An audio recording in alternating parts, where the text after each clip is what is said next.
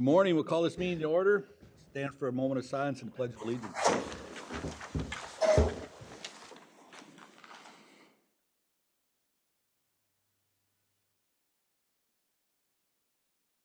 I pledge allegiance to the flag of the United States of America and to the republic for which it stands. Oh, the recording is terrible. Under God, indivisible, with liberty and justice for all. Huh? I don't know what that was. That was when. I thought it was mine, that's why I covered it. The Minnesota flags don't daylight back with the spreaders. You never know about ghosts in the technology.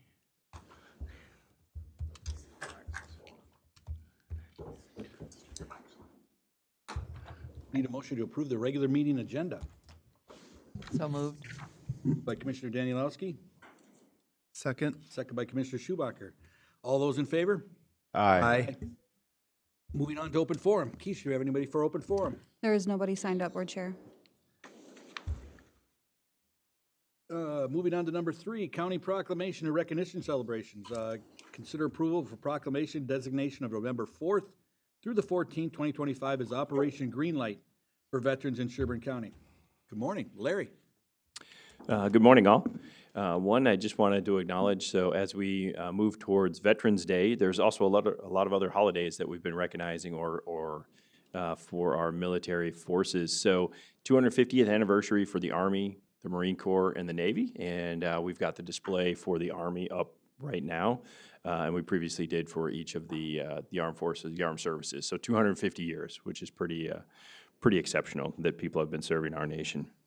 And then today we've put together, in recognition of Veterans Day, to a proclamation to participate in Operation Greenlight. So that is something that everybody else can participate on their own as well, illuminating their homes with a green light in recognition of veterans. Our lights are already set up, and you should see it this evening then, starting here at the Government Center. So, a proclamation supporting Operation Greenlight for veterans. Whereas the residents of Sherburne County have great respect, admiration, and the utmost gratitude for all of the women and men who have selflessly served our country and this community in the armed forces. And whereas the contributions and sacrifices of the women and men who served in the armed forces have been vital in maintaining the freedoms and way of life enjoyed by our citizens. And whereas Sherburne County seeks to honor these individuals who accepted the high price of freedom, swore to support and defend the Constitution, and pledged to place themselves in harm's way for the good of all. And whereas approximately 200,000 service members transition to civilian life annually and continue to serve their communities in congressionally chartered veteran service organizations, nonprofits, religious groups, and civil service. And whereas suicide rates for veterans increase in the early months after transition from military to civilian life and remain high for years to come. And the U.S. Department of Veterans Affairs' most recent annual suicide rate for veterans was more than double the non-veteran rate. And whereas Sherburne County Veteran Services helps Sherburne County's 5,695 veterans and their families access health care, rehabilitation, relief, and compensation benefits totaling nearly $109 million each year. And whereas Sherburne County supports the Veterans and Allies Council Employee Resource Group, where county employees commune, raise awareness, and carry out a goal of supporting veterans and those impacted by military service. And whereas the National Association of Counties encourages all counties, parishes, and boroughs to recognize Operation Greenlight for veterans. And whereas Sherburne County appreciates the sacrifices of our United States military personnel and believes specific recognition should be granted.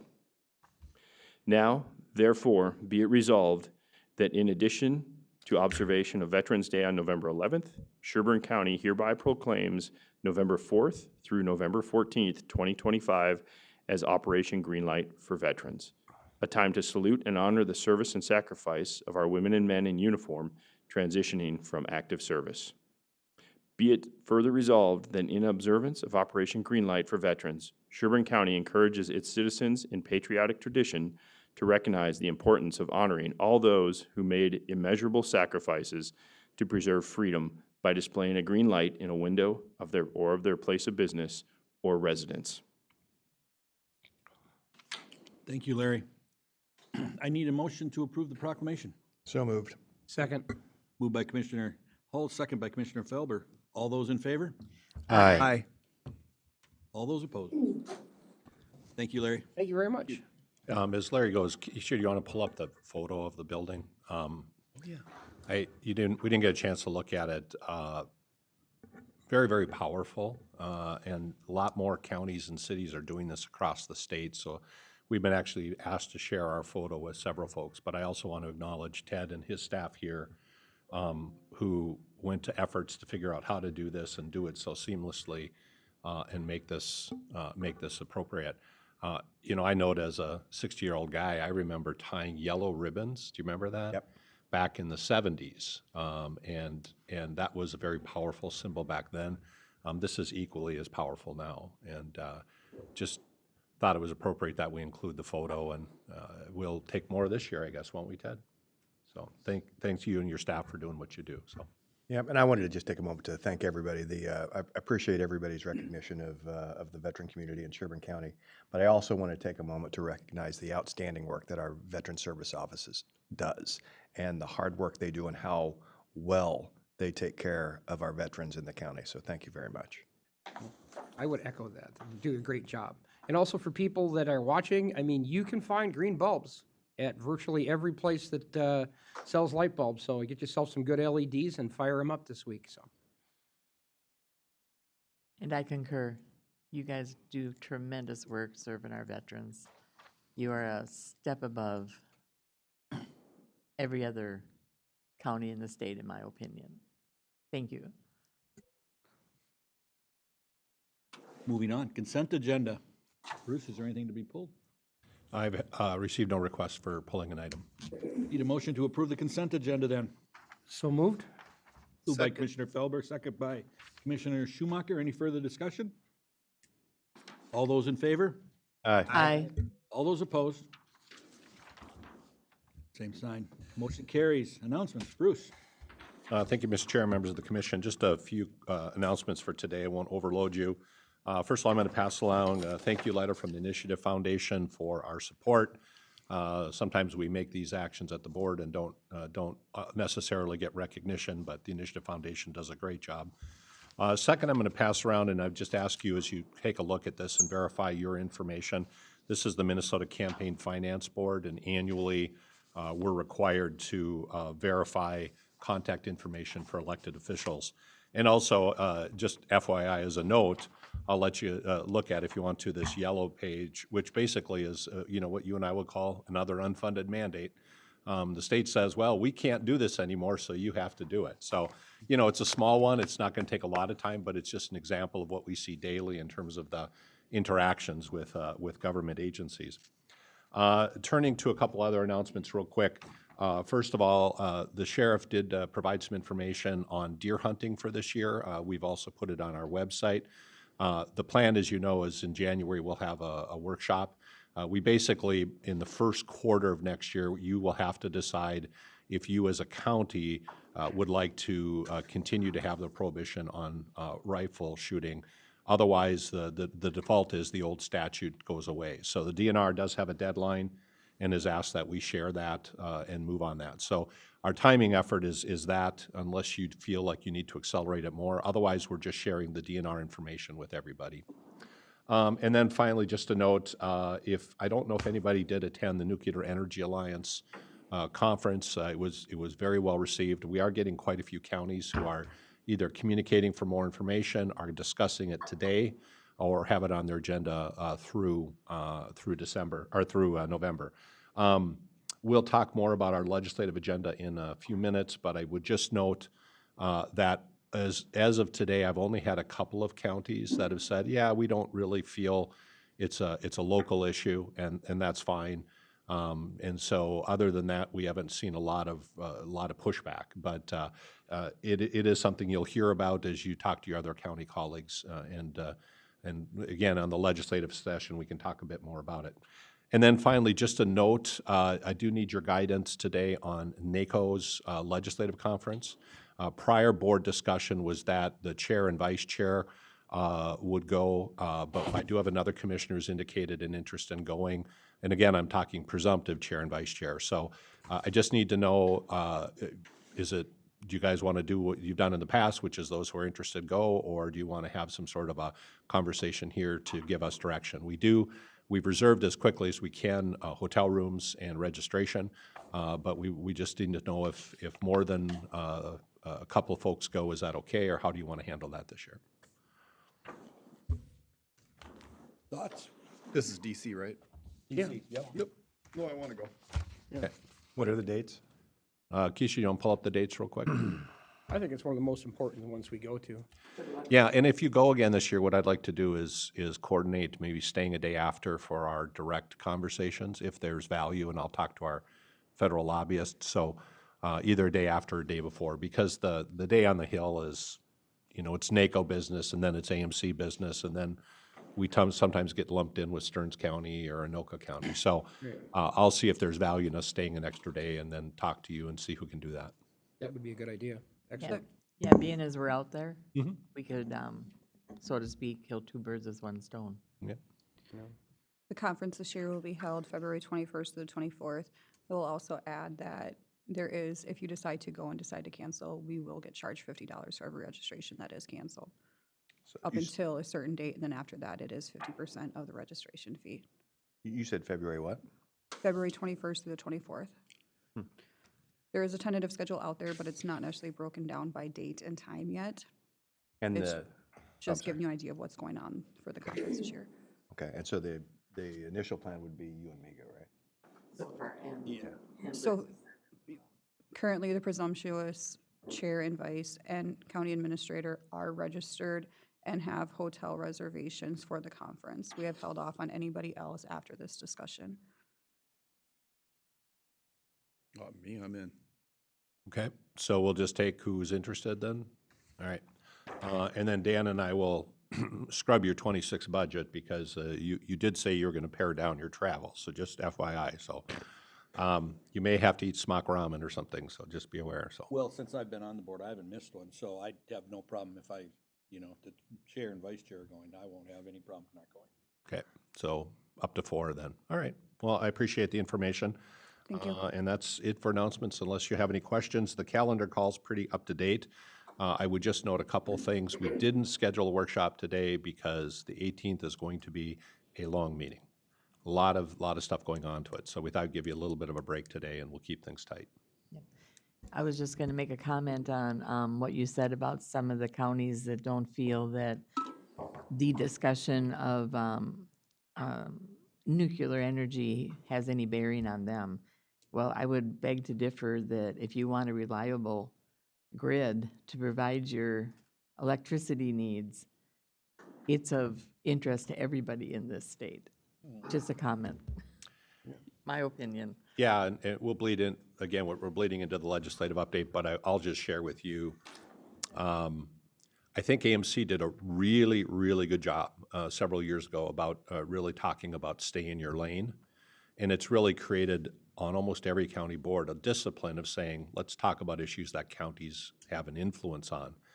There are a few counties that don't have power plants, don't see energy as a core issue. So to connect the dot from, okay, baseload power is something that we are interested in, or in our case, economic development or redevelopment. I respect the fact that some of them, it's a bigger stretch. Nobody said they're opposed to it. They're just saying, we're not sure it's a, and then they'll say, legitimate, they'll say, hey, if AMC takes the lead, we're supporting of it, but we're not necessarily as a standalone county going to join it. And AMC has said, and again, I respect this, they don't join these types of initiatives, but they're very happy that the Minnesota Nuclear Energy Alliance is taking on the initiative. So if our goal is get all 87 counties to sign up, we may not get there, but if we're going to get 40, 50, 60. So, and again, nobody said, oh, we disagree, we don't like nuclear power. So it's really an interpretation for a specific county board, how important is it to them, so. But I mean, when you see folks, I hope you'll say that to them. Just say, hey, think about base power. That's all we're talking about. Yeah. Those are all your announcements, Bruce. Moving on to the regular agenda, we're going to receive an update from the Central Minnesota Jobs and Training Services, CMJT staff. Good morning. Good morning. Hand out some information real quick.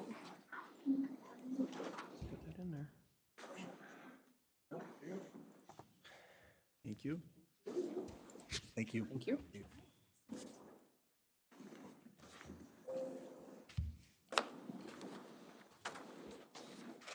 All right, so good morning. I am Dina Warnes, Executive Director for Central Minnesota Jobs and Training Services. We do go by CMJTS because it's much easier to say. I would like to also have Joe here introduce himself. Good morning. I'm Joe Sharp. I'm the Adult Program Manager for CMJTS and oversee our services for unemployed and underemployed adults in our 11-county region, including Sherburne. In your packets on the left-hand side is some information about what we'll talk about today. There is a copy of the PowerPoint to follow along if you want to. We also have last year's annual report in there with some success stories and some information about the services that we deliver. We're working on this year's annual report and hope to have that out to you by the end of December. There is also just a general brochure in there that gives you some guidelines on, again, some of the services we provide. And we'll talk in a little bit more detail about those as we go along. All right, next slide. Oh, I have a clicker. Thank you very much.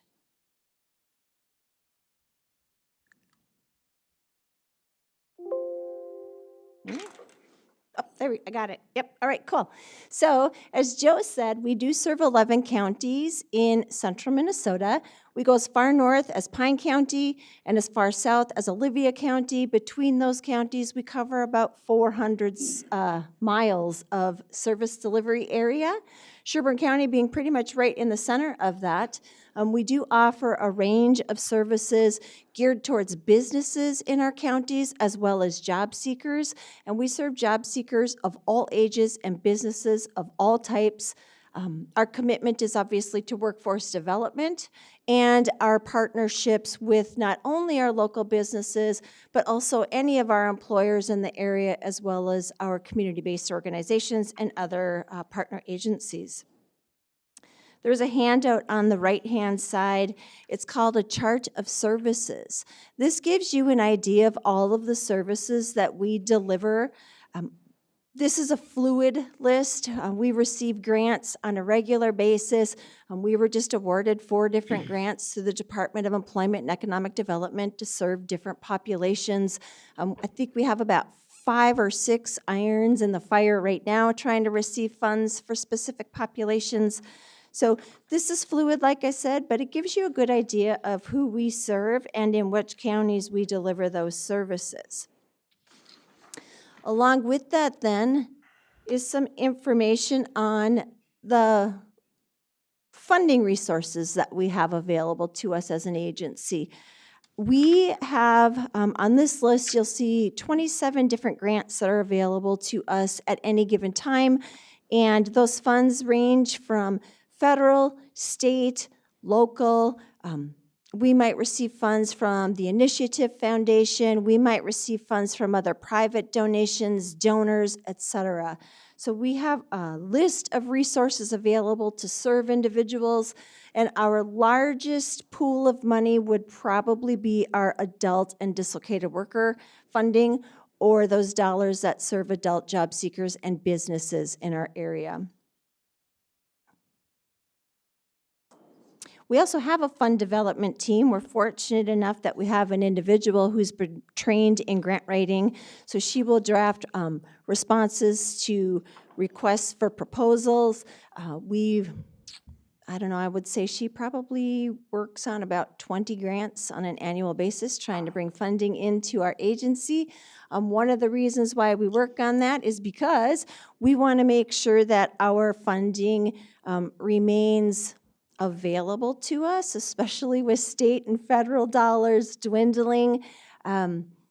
Recently, we had taken a cut in our state funding for our youth and adult services of about 56% for the upcoming program year. That's a very large cut that impacts our counties in our local area. We did do some advocating at the state with the Department of Employment and Economic Development, and we were able to get a one-time fund through the Workforce Development Fund to give back some of those dollars for us and hold us harmless for that cut. And that again helps us with those services that we deliver. The future's uncertain, so we want to make sure that our funds are diversified and we can rely on as many sources as possible and not just one. Then I want to talk a little bit about those services that we deliver to job seekers in our area. The handout, it's called Did You Know at the top. There's some bubbles on there. The little bubble phrases give you an idea of what services we can deliver to individuals. When we have job seekers come to us, we do not turn anyone away. We like to say that we have an open door. We will serve anybody. There are different resources we have available depending upon your eligibility criteria, but essentially, if you want help looking for work, we can assist you. Sometimes people come to us, they might need help with some educational resources, maybe updating a certification. Maybe they're a first-time worker and they have no idea how to start. We can develop that career pathway with them, get them moving in the right direction. Some other things we can do for job-ready individuals, we can go through their resume with them, help prep them for interviewing. Sometimes we have individuals who are dislocated workers. Maybe they've been at a plant for 25 years and it's shutting down and they now need to be looking for work. Looking for work 25 years ago looks entirely different than it does today. So we have career navigators available to help them connect with the resources available, do some mock interviewing, get them ready to go. And then we also have resources available through our business service coordinator team to help connect them with employers in the area that we know might be seeking specific skills that they have. We are not a placement agency. What we do is help provide individuals with the skills they need to secure employment on their own. We guide them. We do not find the job for them. So job seekers, they may include adults and dislocated workers like Joe talked about. When we say adults, we're talking about 18 to 104, right? If you want to go to work, we've got a service, we'll help you. We also serve our youth population. We call them youth and young adults, so that's ages 14 to 24. We actually have 3 career navigators here in Sherburne County that can help serve youth. We're in many of the schools. We're working with many of our students as well as young adults who've maybe graduated or dropped out and need help getting their diplomas, their GEDs, whatever it might be. So we're there and we're available. We help the entry-level worker, so somebody who maybe has never had a job before, they're starting work, they have no idea what that looks like, maybe they need some help with some soft skills, how to show up on time, how to put your phone away when you're at work, those kinds of things. So we can help coach those skills as well. We serve the low-income population. We do have public assistance, the MFIP and DWP contract in 6 of our 11 counties. As you likely know, that is a bidding process. So CMJTS will oftentimes respond to bids, and sometimes we're awarded, sometimes we're not. But we do have contracts in 6 of our 11 counties serving that MFIP population. We do also have the SNAP Employment and Training Program. Sherburne County is part of an 8-county consortium that CMJTS delivers SNAP employment and training services to. So we do have 3 what we call champions on staff that help work with individuals who are SNAP recipients, getting them back to work as quickly as possible. Typically, our SNAP population is probably the hardest to serve. They usually have a lot of barriers, a lot of challenges, and our champions are skilled and ready to help serve the population there. And then we have our unemployed and our underemployed. even if you're working, we may still have resources available to help you either upskill or find a better job. So, like I said, anybody wanting to come in, get some help, we've got it. Next one for you, I'll talk a little bit about the business services that we provide. There's a map in here, gives you an idea of who our business service coordinators are. Our 11 county area for CMJTS is in the center of that map. It's that light blue coloring. In there, you would likely see or may have talked with Tim Zapoy, who is our Central Region Business Service Coordinator. If you know of businesses or employers that need help, maybe they've got gaps, maybe they're not finding the right individual. Maybe they want to upskill their current workers. An example, maybe they have leadership skills they need to get to their management team. We can help with incumbent worker training. We can help with on-the-job training to serve those businesses, and we can work one-on-one with the employer, maybe go through job descriptions, identify where are their gaps, give them some feedback, some coaching, some guidance, and some things that they could change. And then we can host job fairs. If an employer wants one on site, we can set that up, or we can invite employers to be a part of a larger job fair workshop. This also gives you just some general information about, again, the resources available. I will talk a little bit about on-the-job training. So on-the-job training is specifically for a business who wants to hire an individual who maybe doesn't have all of the skills necessary, but meets enough. So they want to maybe hire that individual, but they know that there's some gaps.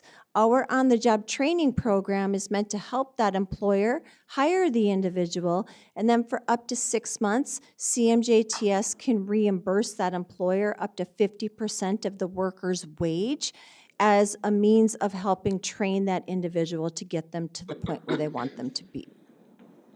The other resource we have for businesses is called our incumbent worker training, or what we call our talent development program.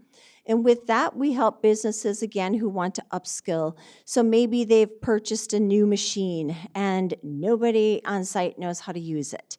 We can help that employer connect with the training provider, or if the employer has a specific trainer in mind, we can connect them with that training provider and offer funding resources up to $25,000 per year per employer to help upskill their employees. So again, we have those services for our businesses, and we always ask our county commissioners to please use CMJTS as a resource when you're out there talking with the businesses in your area. If you hear individuals saying, I need help, we want CMJTS to be the answer. So if you have any questions moving forward, myself or Tim Zapoy are great contacts for you. Then I want to talk a little bit about some of the innovation and new initiatives that we've been running. Here in Sherburne County, we do something called Operation Exploration every June, and it's a youth camp for individuals, young adults, youth 14 again to 24. We can bus them to the locations, but what we do with our youth camps, we run a healthcare camp and we run a trades camp. For instance, the trades camp, we might have employers come in on site, bring some tools, techniques, whatever it might be, to teach the kids something about their occupation on hand. We might bus the kids to a specific employer who participates, and they can practice welding, or maybe they can learn how to use a saw, right, while they're in that setting. Another thing, the healthcare. We did the healthcare camp, and we brought out the airlift helicopter and had them talk about, what that experience is like in the healthcare profession. Kids have been able to practice CPR on Annie, right? Resuscitation Annie. They've been able to do sutures on, practice doing stitches, not on each other, but on a dummy. But they get to learn those skills, and they have employers there talking to them throughout that 2 weeks to give them a real strong understanding of what those occupations look like. Our goal is to try to guide students, especially young students, towards a career pathway that we know will be self-sustaining. It'll give them the wages they need. Another example is our, we have an HR administrative cooperative. Tim assists with that as well as Joe. You do the professional networking. Yes, okay, so our HR cooperative is specifically for HR individuals within a company. We have, it's kind of like a support group of sorts, but we have a meeting. Tim will sometimes have up to 30 or 40 individuals attending that group. It is in person as well as online, so it's a hybrid format. But essentially, it's the hiring authority in businesses that come together and just get resources from each other. They talk to one another. How do you handle this? What do you do about this? How are you going to manage the paid family medical leave stuff, right? So it's all of that. They work together. We can bring in guest speakers if they have specific topics. But again, we're helping our businesses to run as smoothly as possible with that HR group.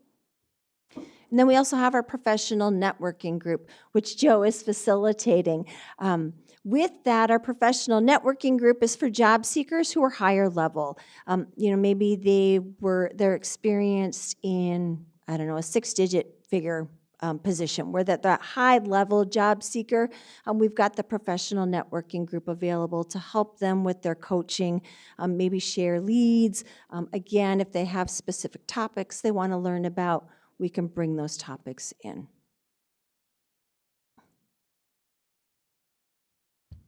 All right. I do want to talk a little bit about strategic planning. So we are in the midst of some strategic planning at Central Minnesota Jobs and Training Services. We were trying to find out what is our direction moving forward. What does it look like for us? We did receive a grant from the Initiative Foundation. And with that grant, we were able to bring in an individual from a company called Amplified DMC. And that individual ran through an 8-hour workshop with us. Commissioner Felber was in participation that day as your representative on our Joint Powers Board. And what we did was we identified pillars that we want to work on. And right now, our focus is storytelling. So we're bringing in an individual who will then be able to train our Joint Powers Board, our Workforce Development Board, and our leadership. We want to make sure we're all telling the same story when we're out there talking about our agency, right? Who are we? What do we do? What's our mission? What's our vision? What's our purpose? And as long as we're all telling that same story, we'll be more effective. So that's our first goal, is to get that storytelling out there. Hopefully, Commissioner Felber will share some of that insight when he goes through those trainings and comes back to you. Before I wrap up, I do want to talk, Commissioner Danielewski asked me to speak specifically about what's going on with the SNAP benefits. We know that SNAP is on a pause with the shutdown right now. Benefits were not issued November 1st for families. There was a court order issued for $5 billion to be sent out to states to help states administer those SNAP benefits. States have not received those dollars yet, which means we have families in Sherburne County receiving SNAP benefits either through their MFIP grant or as a standalone grant that aren't receiving those benefits yet. We anticipate at the Career Force Center, where we're located in Monticello, we may see an influx of individuals in the next couple of weeks. We know that there are people who are nervous about what's happening. We've been talking to our food shelves, and they're nervous. They're worried they won't be able to manage beyond a couple of weeks. The food shelves did just recently receive a grant from the state of Minnesota to expand their food opportunities for individuals, and I believe they released their 2026 funds early to make sure that they're meeting the needs from a food shelf perspective. At CMJTS, we have programs and services available. What we would consider low-income individuals, if they're looking for work, we can enroll them in one of our programs where we have resources, financial resources available to help. We cannot buy food. That's a federal and a state limitation on the resources, the funding we receive. But what we can do is help with other expenses that'll free up the cash that families then can use to go purchase the food that they need. Commissioner Danielowski also shared that we can take donations, right? As an agency, we could take donations. An example would be gas cards, right? Where we could absolutely take donations of gas cards, giving to individuals to help them with their job search. We know that work, right? Work is going to answer a lot of questions for individuals. So with our SNAP benefits, we're kind of in a waiting period as well. But we are doing what we can to serve the population. And again, we also deliver those SNAP employment and training services. We also have a 50-50 grant through the state, which means we can serve any SNAP recipient in the state of Minnesota, as well as the county 8-county consortium. So SNAP recipients, send them to CMJTS, and we will get the help that they need. Any questions for myself or Joe? Mr. Chair, Commissioner Danielowski. thank you. Thank you for putting those opportunities out. I was recently on a webinar in regards to how the shutdown is going to affect Minnesota counties. This came up at that discussion in regards to even people that are working, but maybe working at a job that, you know, they're barely making ends meet. And now that they might not have this ability to serve their food needs, then where's that money going to come from? And you would hate to see them lose a job because they don't have the opportunity to get to that job. And that's where like the gas cards or other Correct. things that come into play. So we can keep as many people working as well as possible. So that was what my thought was in regards to a lot of people not understanding that there is those opportunities through CMJT. Yes, there is. And again, individuals who are working and eligible for SNAP benefits are what the federal program defines as underemployed. So underemployed individuals could come to Joe, and his programs could serve individuals. So if I'm underemployed, not earning enough to make ends meet, then maybe I can work with Joe's team, upskill, and find a better job. Mr. Chair. Commissioner Hulse. Just a quick question. One of the most troublesome trends that I've seen recently is with companies letting individuals go in their 50s. They're at the peak of their earning potential, and which makes them expensive. And many companies can let them go somewhat with impunity, even though technically they are a protected class. Can you talk just for a second about what you're seeing there, and then what kind of opportunities do you provide people in that category? Because when you're above 50, it is one, like I said, you're at your earning potential, to the top of your earning potential, but it's also difficult to find a job. Companies don't want to hire. One, because you're expensive, and two, because you're getting toward retirement. Yep. Can you talk to that for just a second? Absolutely. So Joe, I don't know if you want to come up. I know that you've got a great share on the dislocated worker program. Yeah, and so Commissioner, you do make a good point there. We have seen an uptick in what we would call a skilled worker who's also a mature worker.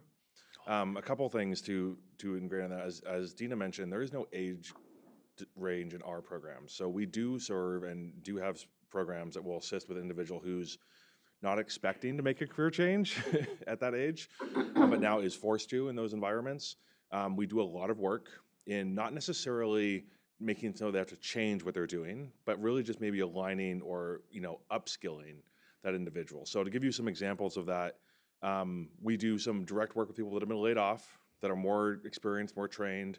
It might be a project management certification. It could be a credential or certificate that will enhance their current experience. We want to recognize that age discrimination happens, right? But it's one of those barriers that you can't really do anything about. So we work to find solutions for those individuals. One of the ones, and I'll just say this, we've recently, Dina mentioned this, began this professional networking group. which is open to all Minnesotans. So it's a virtual group. It occurs every Tuesday from 10 to noon. And it is really aimed at that mid-level or upper-level skilled worker. I would say on average, we're getting anywhere from 30 or 40 people. It's just been going for a couple weeks again. More than 75% of that group are over the age of 50. And although a lot of them are individuals that live in our counties or within the cities, I would say that that population is, we also recognize for Sherburne, is that we do have a population here that is impacted by the layoffs that are occurring in the Twin Cities or the impacts that are happening, right? They may work there, but they live here. And so engaging with them has been helpful to have talking to peers, talking through resources, understanding that that job search looks different for them.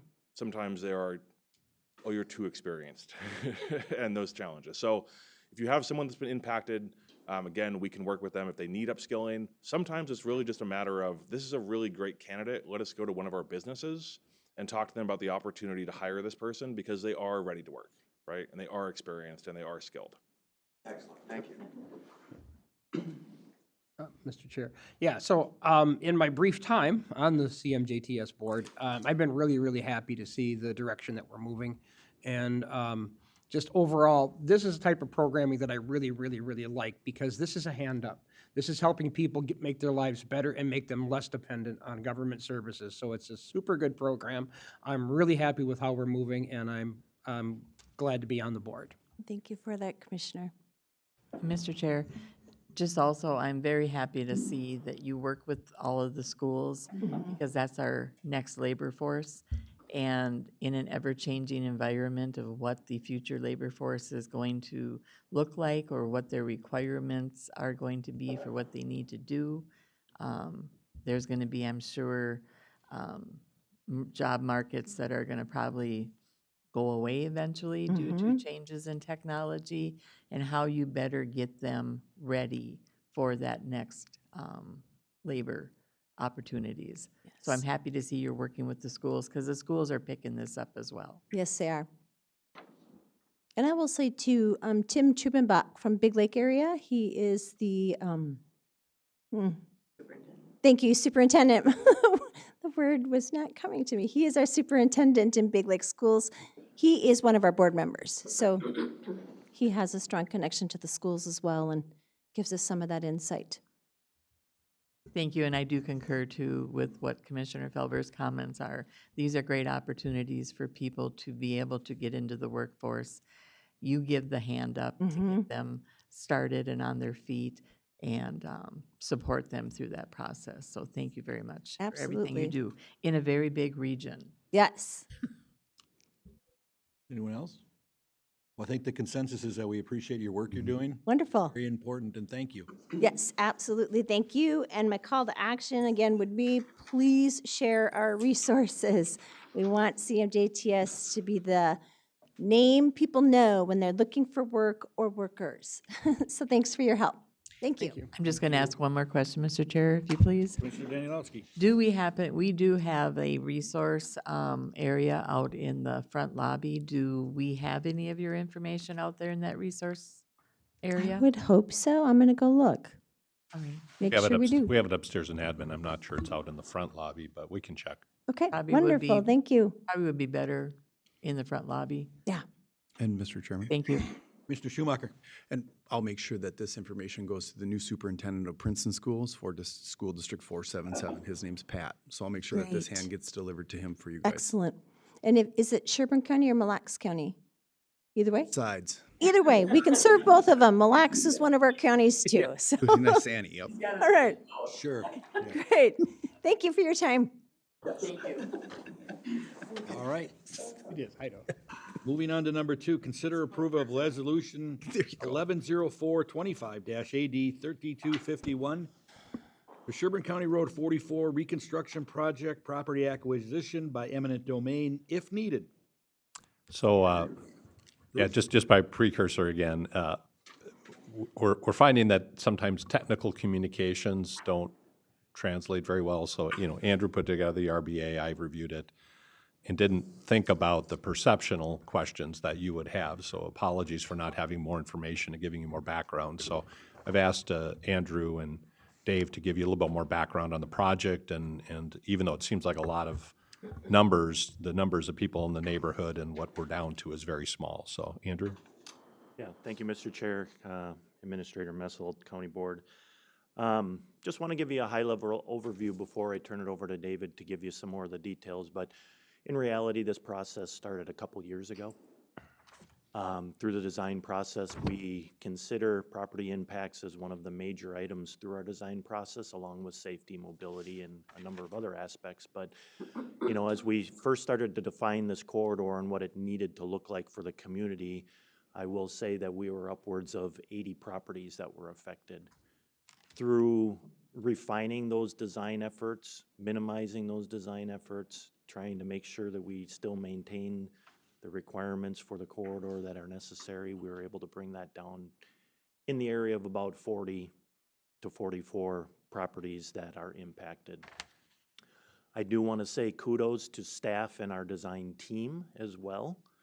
They've been working diligently to agreeably and amicably resolve the property acquisition items, and that goes to show the effort in the fact that just yesterday afternoon, we were able to sign up another property owner. So as David gets into some of the details, just want to reiterate the fact that we will continue to have conversations, work towards an agreeable solution with the remaining property owners, as well as paperwork kind of behind the scenes with some of the financial institutions that own mortgages on the properties that are impacted as well. So with that, I'll turn it over to David for a few more details. Thanks, Andrew. Good morning, Mr. Chair, Commissioners. Yeah, I just wanted to provide a few more details here of importance. So I think when we went into the design of this project, we were concerned about the safety of the corridor. It's a very narrow right-of-way corridor, and so we had an open house meeting, and we brought elements of design, primarily safety, to the public, and they really helped identify what we were going to do moving forward into the design plan.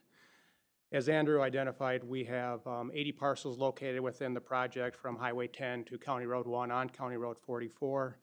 And there was a lot of significant design efforts made to balance the impacts on each side of the roadway, again, to reduce those 80 parcels that were there down to, as Andrew said, 44. And so really the purpose of the eminent domain right now is primarily to get responser actions, primarily from the mortgage companies who are otherwise, not responding to our communications. And so, again, with the 44 parcels that we had remaining, we are down to 10. Of those 10, 6 are mortgage releases. We're still actively working. We've been working since July, communicating with the public on this project. Again, trying to let people understand what the design means and how that affects their properties. And of those 4 that are remaining, we have 2 that we're currently actively working on, and the other 2 remaining, we've struggled for them to get back to us in response. And so essentially, again, 80 parcels down to really 2 remaining that we have any significant efforts. Question for Dave. So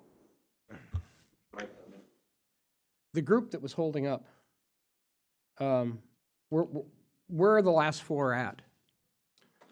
Well, there's a property owner just south of the railroad track that we sent an early notification letter in June, and then we sent the appraisals out in July, and so they haven't responded. Maybe they didn't quite understand what they were looking at, but we've been reaching out to them on numerous occasions and have had difficulty getting response back.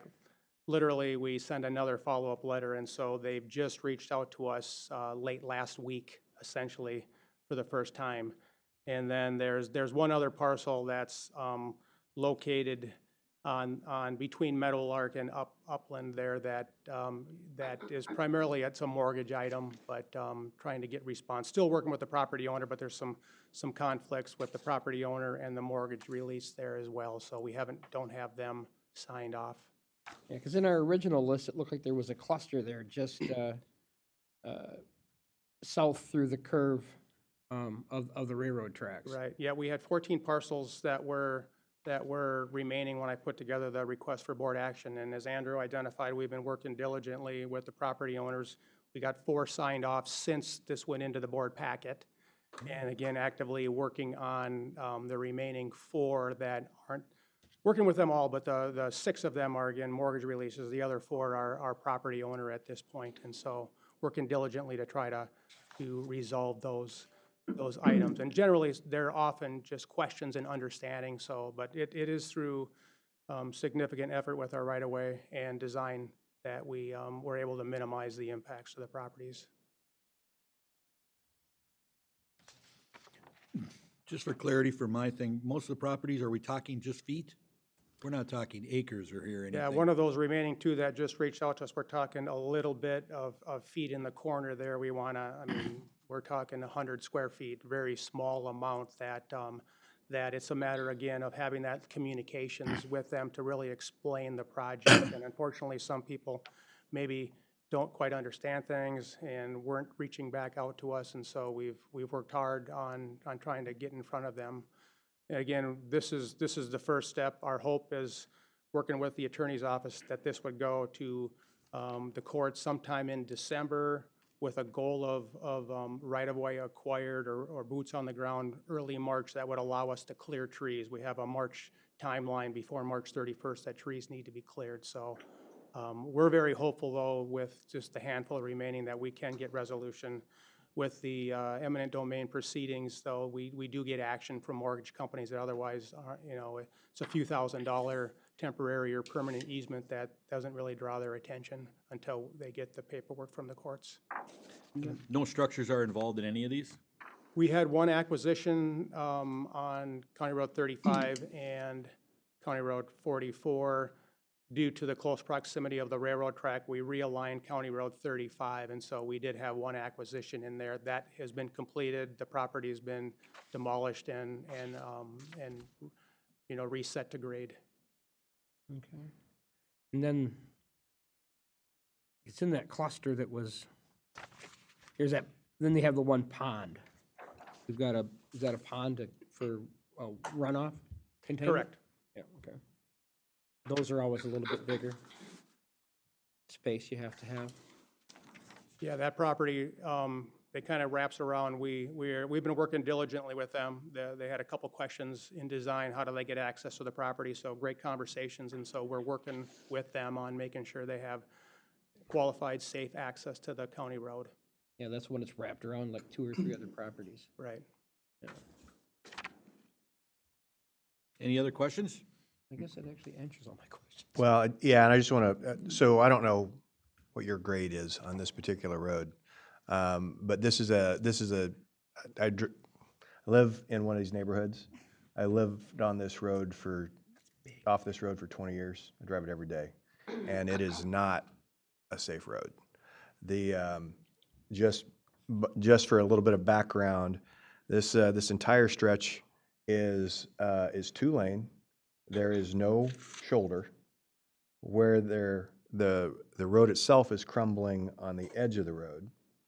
It is a double yellow line through most of this. There's 2 blind curves and a blind hill in this short little stretch. And there are 2 neighborhoods to the south of this road that do not connect. The only way to get from one neighborhood to the other is to walk along County Road 44. Which is problematic because, once again, there's no shoulder and the side of the road is crumbling, and in the winter, snow gets piled up along that side, so it's easy to not have a good path to walk along.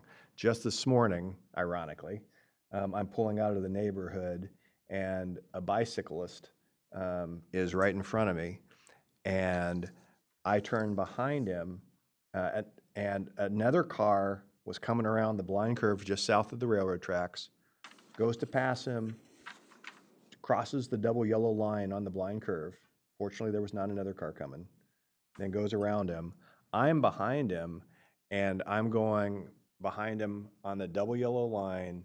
There's no place for him to go, and it's on a blind hill, so I can't pass him.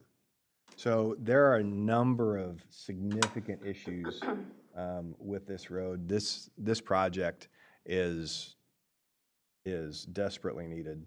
I've talked to many of the neighbors in the area, and they look forward to getting this thing done.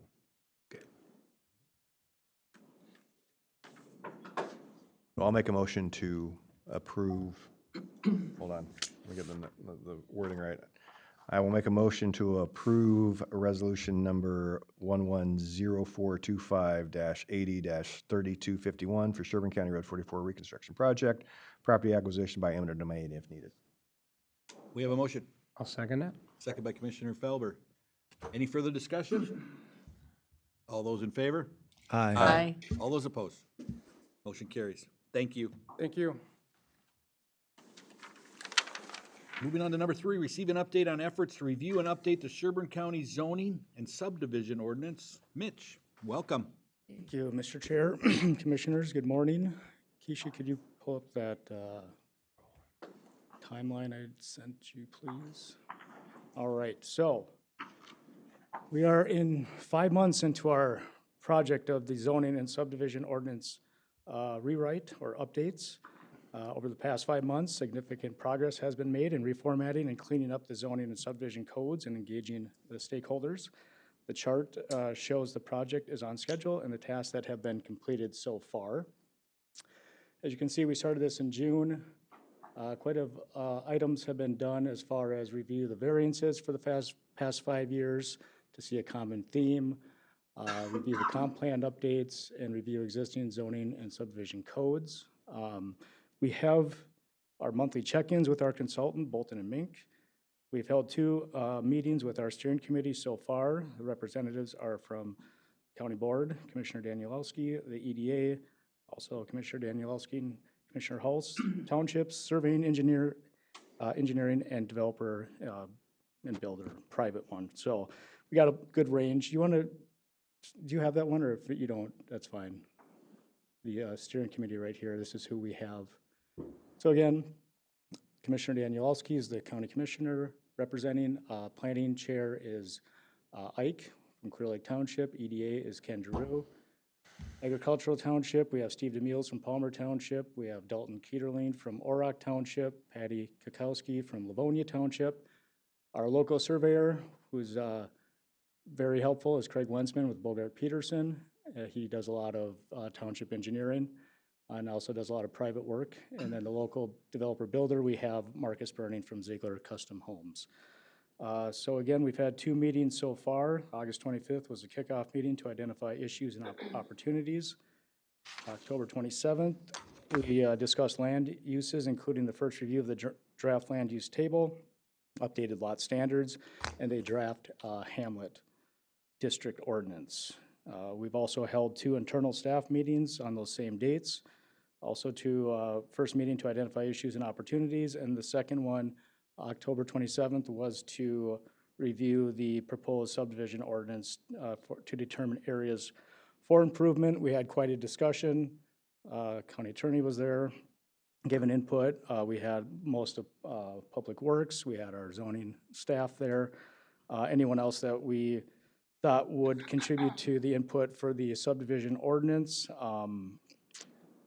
We'll get more into detail of the outcome of that meeting. We presented a project overview, myself and Bolton and Mink, at the Township Association of Township meeting. Most of you were there. Staff has met with most of townships to update them on the progress that has been made.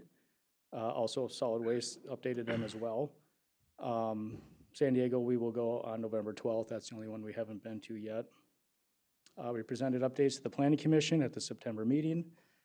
October meeting was canceled, but we'll continue to update them as we have our meetings. And we presented updates at the September EDA meeting. So far, the updates to the ordinances, we got to remember this last ordinance update was 1994. So this is not just a simple progress or process that we're doing. I mean, we're going down to the studs, on a 31-year-old house. So we are, getting updates from our consultant. We're reviewing them. We're providing feedback. So right now, we've cleaned up the formatting to make it easier for all users. consolidate definitions and remove duplicates. Every time we added a new ordinance, say shoreland floodplain, they had their own definitions, which might have been different from our Section 5 definitions that have been there, since '94 with additions here and there. So we're doing a lot of that cleanup. Index the documents to enable easy searching and jumping to specific topics. Right now, they're mostly in separate PDFs. We have, merged them into one PDF, but again, it's easier when you can just index one on the left side, what you're looking for. We've converted list of permitted, conditional, interim, and accessory uses to easy-to-use table and to update to reflect current land uses. We've convert district standards from bullet lists to tables and update to be consistent and address repeated setback variances. Again, when we look back at those variances for 5 years, most of them are in the shoreland. We have those substandard lots around the lakes that were, established prior to 1971, that was the year that our zoning and a shoreline ordinance came into effect. So those substandard lots around the lakes were specifically Palmer, Eagle Lake, Long Lake, or certain areas, Hunter Lake, East and West. I just was doing some research on East and West Hunter Lake, and those were platted in like 1962. I wish I could go back and tell them that that was going to be a natural environment lake to make the lots bigger, but what's been done has been done. We clarify and simplify the zoning and subdivision processes and procedures to make it easier to use by both internal staff, developers, and property owners. We did draft ordinances for short-term rentals, done draft ordinance for hamlets. Specifically for hamlets, we want to get more mixed use. We want to get, we hearing from representatives from Palmer, they want more housing. Hearing representative from, say, Orac, they want more services, maybe a grocery store in that hamlet. So we got to look at ways that we can make that work for both. And we did a draft subdivision ordinance. The take back from that last meeting was, for the most part, we like what we have for our subdivision ordinance, specifically that, streaming of the standard plat that we just passed, which is very helpful.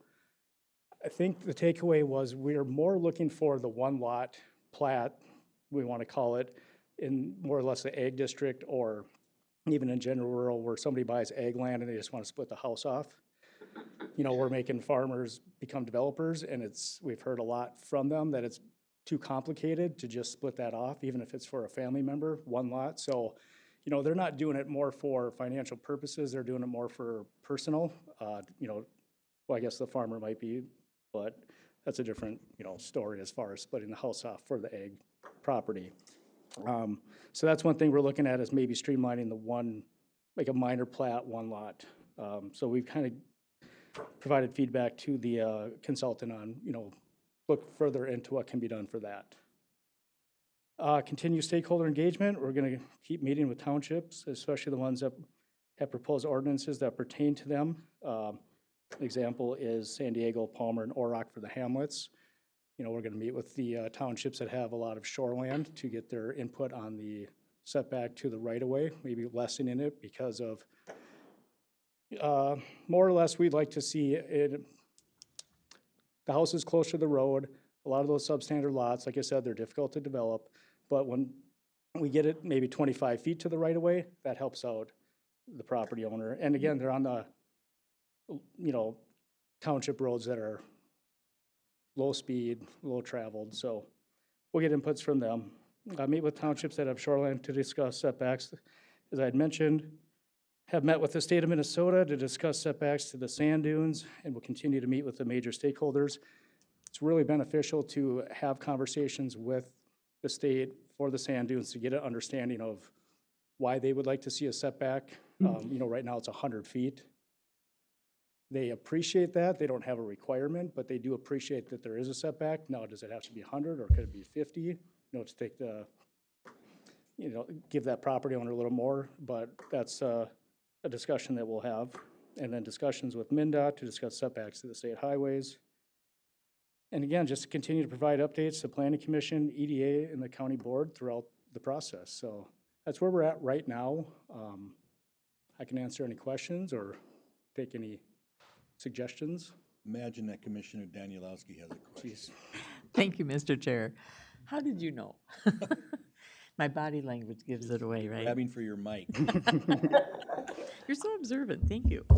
I just wanted to say that this process is long overdue, obviously, and, you know, the whole goal is to try to minimize variances, because normally if you get a lot of variances, something is telling you that you need to look at something. One thing I'll say, though, is with the shoreland ordinances, that by design requires variances, in my opinion, just because of the way the state rules and regulations are. And when you adopt shoreland, it gives you an opportunity to look at something and put things in that will help if you give that variance. So those are things I don't think in the shoreland area we're going to struggle to do away with, just by design. But I do appreciate all the other conversations that are going, you know, but I always want to make sure that we're always trying to remember any equal and opposite reaction to an action that might go into the future and come back to say, what were they thinking? Yep. So I Hoping to do that on a positive Yes, side. and I do appreciate that staff's ability to look at those things, because like when you talk about taking away some, like a farmer that wants to give some land to someone, whether it be a son, a daughter, or someone to build something on the family farm, totally makes sense. But once you break that off, in the future, that could get sold someone else. And I'll use the city of Big Lake as an example. They had a development way back that was designed to go in. It was the Mitchell Farms development. It was designed to connect County Road 5 to County Road 73. The middle area was retained by the family. And over time, the whole idea was, because there were streets that were developed with dead ends that were going to go into this larger area that the family retained. And they had different houses built on it and stuff. And over time, they ended up selling those properties. So now I don't think there's maybe one left of the original family homes that are in the family name still. And so those are things where you kind of have to, you know, make sure that you're protecting from in development and stuff, so. Yeah, it's always easier to talk to the people that are doing it right now as not the future landowners, because that information's not gonna get passed on as it sells. Yes. Of the intention of it all. Yes, and that's always the thing I think that we kind of are concerned with, is how are future people going to know that there are things that are on these properties that are going to be maybe prohibitive. So anyways, those are my comments, but I want to thank you for all the work. We have a great group of people that are working towards trying to get these things accomplished, and it's a process. No, thanks. Well, I'm glad you're part of it too, so. Yeah, well, and as like I say, for Commissioner Felber, who always likes to say, what is it, your property rights end at my nose? Your right to swing your fist ends at the There you tip go. of my nose, and that's always got to be an overriding concept when we're looking at this. Thank you. Other questions? No, I just think that the steering committee you've put together, I've worked with a lot of those people. I think that that's going to be great, and I have no doubt that they'll not leave any stone unturned in regards to that, so. Once again, thanks for all the work you're doing. It's just a great deal, and I'm glad we're moving forward with this, and I look forward to seeing the results. Yeah. Any other questions? We need a motion? No. No. Thanks, Mitch. Thanks for your time. Bruce? Thank you, Mr. Chair, members of the commission. I'm going to spend a little more time at the beginning here on the federal side, and then we'll pivot to the state side. A lot of questions, especially Friday, with court decisions affecting the feds on SNAP, as well as the ongoing federal shutdown.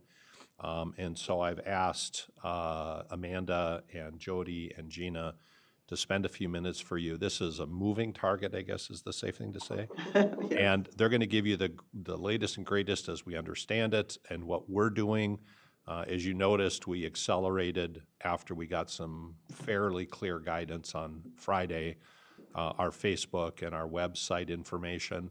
We've also been working very diligently with partners. Maybe not something you hear as much, but the referral system is set up, and Jody's going to probably address that as well. So a little bit on the federal side, and then answer any questions you may have, and then seek any thoughts you might have on how we're communicating with our partners, and then we'll go to the state stuff. So thank you guys so much for breaking into your day and taking time. Absolutely. Thank you. Appreciate being here. Good morning, Mr. Chair and Commissioners. Gina Anderson, Manager of the Economic Supports Division in Health and Human Services, and I oversee the teams that administer the SNAP program that we're talking about today. And I just wanted to start with some initial data for Sherburne County regarding SNAP benefits. We have two programs that issue food support. One of those is the Supplemental Nutrition Assistance Program, and the other is the Minnesota Family Investment Program, which is the MFIP program. MFIP combines a cash and food support benefit. So we're just talking about that food support benefit today. Combined, we have about 3,000 children receiving food support benefits with those two programs, and about 3,250 adults receiving food support. In Sherburne County, we issued last month just over $850,000 in SNAP benefits. On average, we issue $830,000. So Gina, last year, hold on a sec. Yes? I want to put this in context for you. So if you add those up together, roughly 5,500 Sherburne County residents. If you saw the national news, they said about 1 in 20 get SNAP benefits. So guess what? It's almost exactly where we're at, just by a context. So about 1 in 20 of Sherburne County residents are receiving SNAP benefits. Thank you, Bruce. That's accurate. Can I ask a real quick question, Yes. please, Mr. Chair? Of the adults, what is that age range? The age range is it starts at 18 and goes up to, there is no end, but it begins at 18. So some of these adults could be senior population. They are definitely senior populations within this adult group. Thank you. Absolutely. So we issue approximately $10 million a year in SNAP benefits. So when they're not issued, that of course impacts local economies. So there's a lot of ripple effects with the shutdown impacting food not being distributed, those benefits. So today, just for some clarity, is the first day that we would see an impact for folks not receiving benefits, because in Minnesota, benefits are issued between the 4th and the 13th of every month. It is based on the last digit of your case number. So if your case number ends in 4, today's the 4th, that's when your benefits would be issued. If your case ends in 0, it would be the 10th of the month. Ends in 1, the 11th of the month, and so on. So that's how benefits are issued. So actually, although benefits for November ceased, today's the first day that we will see an impact on a part of the population that receives benefits. So we were advised by the state on October 14th that there were going to be a risk to people receiving benefits for October and potentially for November. And in these last 3 weeks, it's been very fluid, a lot of information and a lot of changing information. Fortunately, October benefits were issued, but then on October 21st, DCYF issued notices to enrollees and recipients of SNAP, informing them that they would likely not be receiving their November benefits. Just as of yesterday afternoon, we did receive communication from the state informing us that, in fact, USDA would be issuing partial benefits using their contingency fund to issue benefits, but they will be partial. We do not have any information yet as to what that means. Will it be 50% of your benefits, 30%? That information we're still waiting for. We also do not know the timing of the benefits. Some sources say it will be a week, some say a month, some say several months. We have not gotten official communication on that, so we're still awaiting those two important pieces of information to be able to share with folks. Go to my Mr. next Chairman, slide. In the meantime, how we have been notifying clients, we've got information listed on our HHS web pages. They're embedded where people go to apply for these food support benefits. With this new information, it's also been added to our front page. We've been working with Dave Unze, who's been terrific in assisting us in posting it on our front-facing Sherburne County website. We authorized overtime for staff who, I just want to say, worked very diligently. When we initially received communication that benefits were going to be ceased, we actually had 1 day to process as many pending SNAP applications as we had. So overtime was authorized, and staff were very diligent in trying to get as many approved as possible so that folks could be able to get those benefits. We had maybe a week to do the food support portion for the MFIT program. And at that time, we were told that neither this food support or cash portion would be going out. Again, I'm happy to say October was issued, but now we're in this situation for November. And so we are working with also our community partners, which Jody will share more about. And internally, we're also looking at some grant funding that we can also use to help support people through this crisis of them not being able to get their food support benefits. I'm going to turn it over to Jody to share a little bit more about that. Mr. Schumacher. Yes. I had one question, Mr. Chairman. Yes.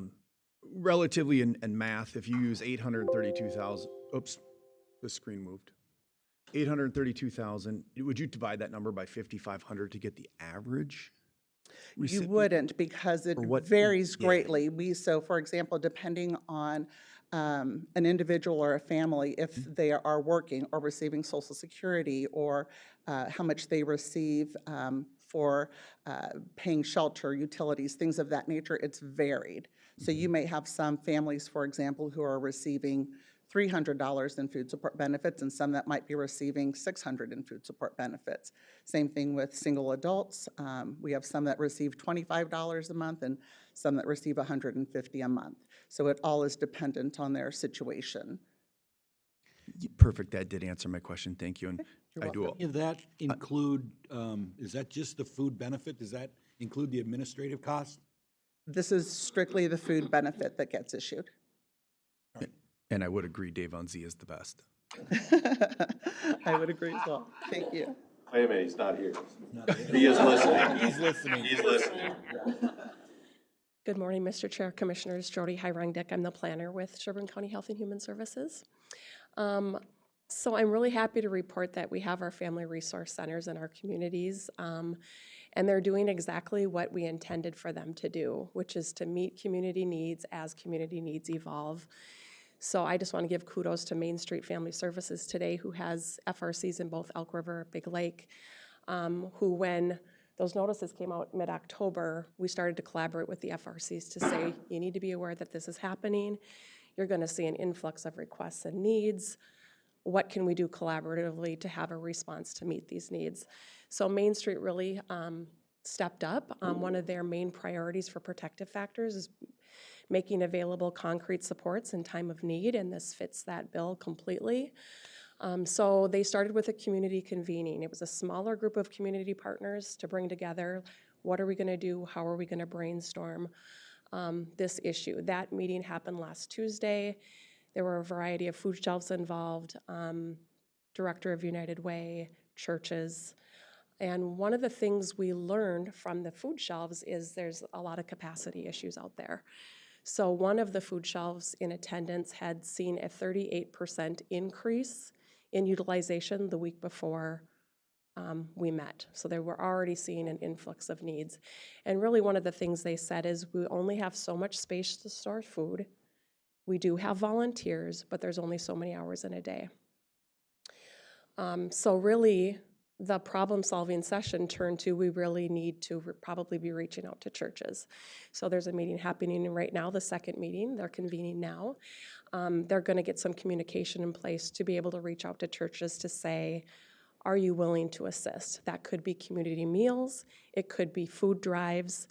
But more than just the donation of food, to be able to distribute that food. So if a church decides to do a weekly food drive or a one-time food drive, that they also can get the volunteers and help to be able to distribute that food, because they're really concerned about their own capacity at this point. Main Street Family Services also created a survey. They are surveying parents who are coming in, and if they put it out in their newsletters. They really want to hear from SNAP recipients. What are you needing? What's going to be the biggest help? What can the community do to fill that need? So that group will continue to grow, and it will continue to meet as we want to continue to problem solve what we can be doing to meet the need on a larger scale. I will say the director of United Way also has good connections with the chambers across the county and wanting to reach out to area businesses too to ask for assistance. The 1010 building in St. Cloud, we had a meeting last week to talk about, we don't have any emergency food bags there, so we were starting to talk about that. By the end of the day, they had a flyer out to the entire community. They are hosting a food drive at the 1010 building. We talked yesterday, and depending on the response from the community, we'll kind of decipher how we do that. It could be a weekly opening of the 1010 building for people to come in and get food. At a minimum, we are going to make sure that we have emergency food bags there on hand for when our staff are there or the City of St. Cloud staff are there and families are coming in with a need. So we will have emergency food there as well. They're going to be reaching out to Catholic Charities. They have a mobile food shelf unit to see if they also would be on site at the 1010 building throughout the month. Emergency food bags in general, we do have them here at the Government Center. We do have them at 1010, trying to just really kind of diffuse the crisis. If somebody comes in, they are out of food, we want to be able to provide that immediate emergency food bag, but also staff have been given all of the resources and communication about how we should be communicating with the public. Where can they go? How can they get their food needs met in the interim? Our community outreach locations, I think, are critical during this time. So these are the locations where we are out consistently every month in communities. We have talked with our outreach staff about, you're going to see an increase of people coming into these community outreach locations looking for food resources. So they are prepared to be talking and getting them connected to those food resources, and again, having emergency food bags on hand. And then Gina just touched on internally kind of our work to look at what funding do we have available, either through allocations, through grants that we can get creative with to try to meet this food need. So looking at our allocation of local homeless prevention aid dollars, which serves families in our community, we definitely can be providing some food support through that program. And we're working out the details of how to distribute that and what kind of criteria do we need to put in place and maximum amounts that we could be assisting with. Statewide affordable housing aid, although that can't be used directly to help with food, it can be used to help stabilize housing. So for families who might not be able to pay their rent because they need to buy food, that statewide affordable housing aid is available. We have some Family First dollars, parent support outreach dollars, adult mental health collaborative funds. So those are funding sources that we typically would not be utilizing for food support that we're now going to be utilizing for food support. Thank you for that. I just want to make sure that we're reaching out to all of our partners, the Central Minnesota Council on Aging, all of our senior centers, working with the schools, because every school has, like for Big Lake example, they have a Serve Big group that works with, and the schools will know too what families of children are in need and stuff, and they've also got food that they are able to provide. And I appreciate the churches. I mean, this is going to be like all of our partners to work through this process to make sure that we don't have any children or seniors that are going to be in need. I appreciate those suggestions. I'll make sure they get added to our community convening conversations. Thanks. Thank you. Chair. I've had calls and people, various things I've been at, people have been very concerned about this. And really, this doesn't have to happen. This is absurd. I mean, realistically, there's time later to debate who should be on these programs, what they should be at, but the same continuing resolution that's been passed multiple times could be passed today. It could be passed tomorrow. We don't have to try to use children and the elderly as leverage, and it's simply not acceptable. This should come to an end. The election is today. Let's quit playing. Maybe do it tomorrow would be the thing. It's just so frustrating for me. Mr. Chair. Commissioner Halls. I just want to applaud the work that the team is doing to try to react in a challenging situation. I don't anticipate this is going to be unique, unfortunately. So I would, just a suggestion, if you haven't done it already, and maybe you have, I think it'd be helpful to document your lessons learned as you go through this and come up with an documented emergency action plan that if this happens again in the future, this is our checklist, and this is who's going to do what by when, so that we're not reinventing it if this comes up again in 2 years or 4 years and maybe we get lucky. Maybe it doesn't happen for another 10 years, right? But I would rather be prepared than just. I had an old boss that said, "Hope is not a strategy." So let's just have a strategy, and I think you're doing great work. Let's just document it. Thank you for your comments. Mr. Chairman, and thank you again, Gina, for clarifying the SNAP benefits from 25 to 600. I think that's important for the community to hear that. And then also that there is a plan, the emergency food bags that we're providing. I super appreciate that as an initiative for our Health and Human Services here. And then the ability to be able to be nimble on your feet and modify the programs to help folks in other ways, which is kind of where we're at in this point. So thank you to all of you guys and the staff that help you behind the scenes, to those folks too, the ones that are, spending more time and overtime away from their families to assure that families around Sherburne County, the 5,500 plus, that they're being served. So thank you for that. Thank you for your comments. I will be sure to pass that along to the staff who are doing the hard job of processing. And I will add that they continue to process new applications as they come in. While benefits cannot be issued, those folks will be in line sooner than later for getting benefits once they can be released. And so the work continues to be done, although benefits are at a standstill right now. They are continuing to work diligently to ensure that our residents will have those needs met as soon as we're able to get them, those benefits.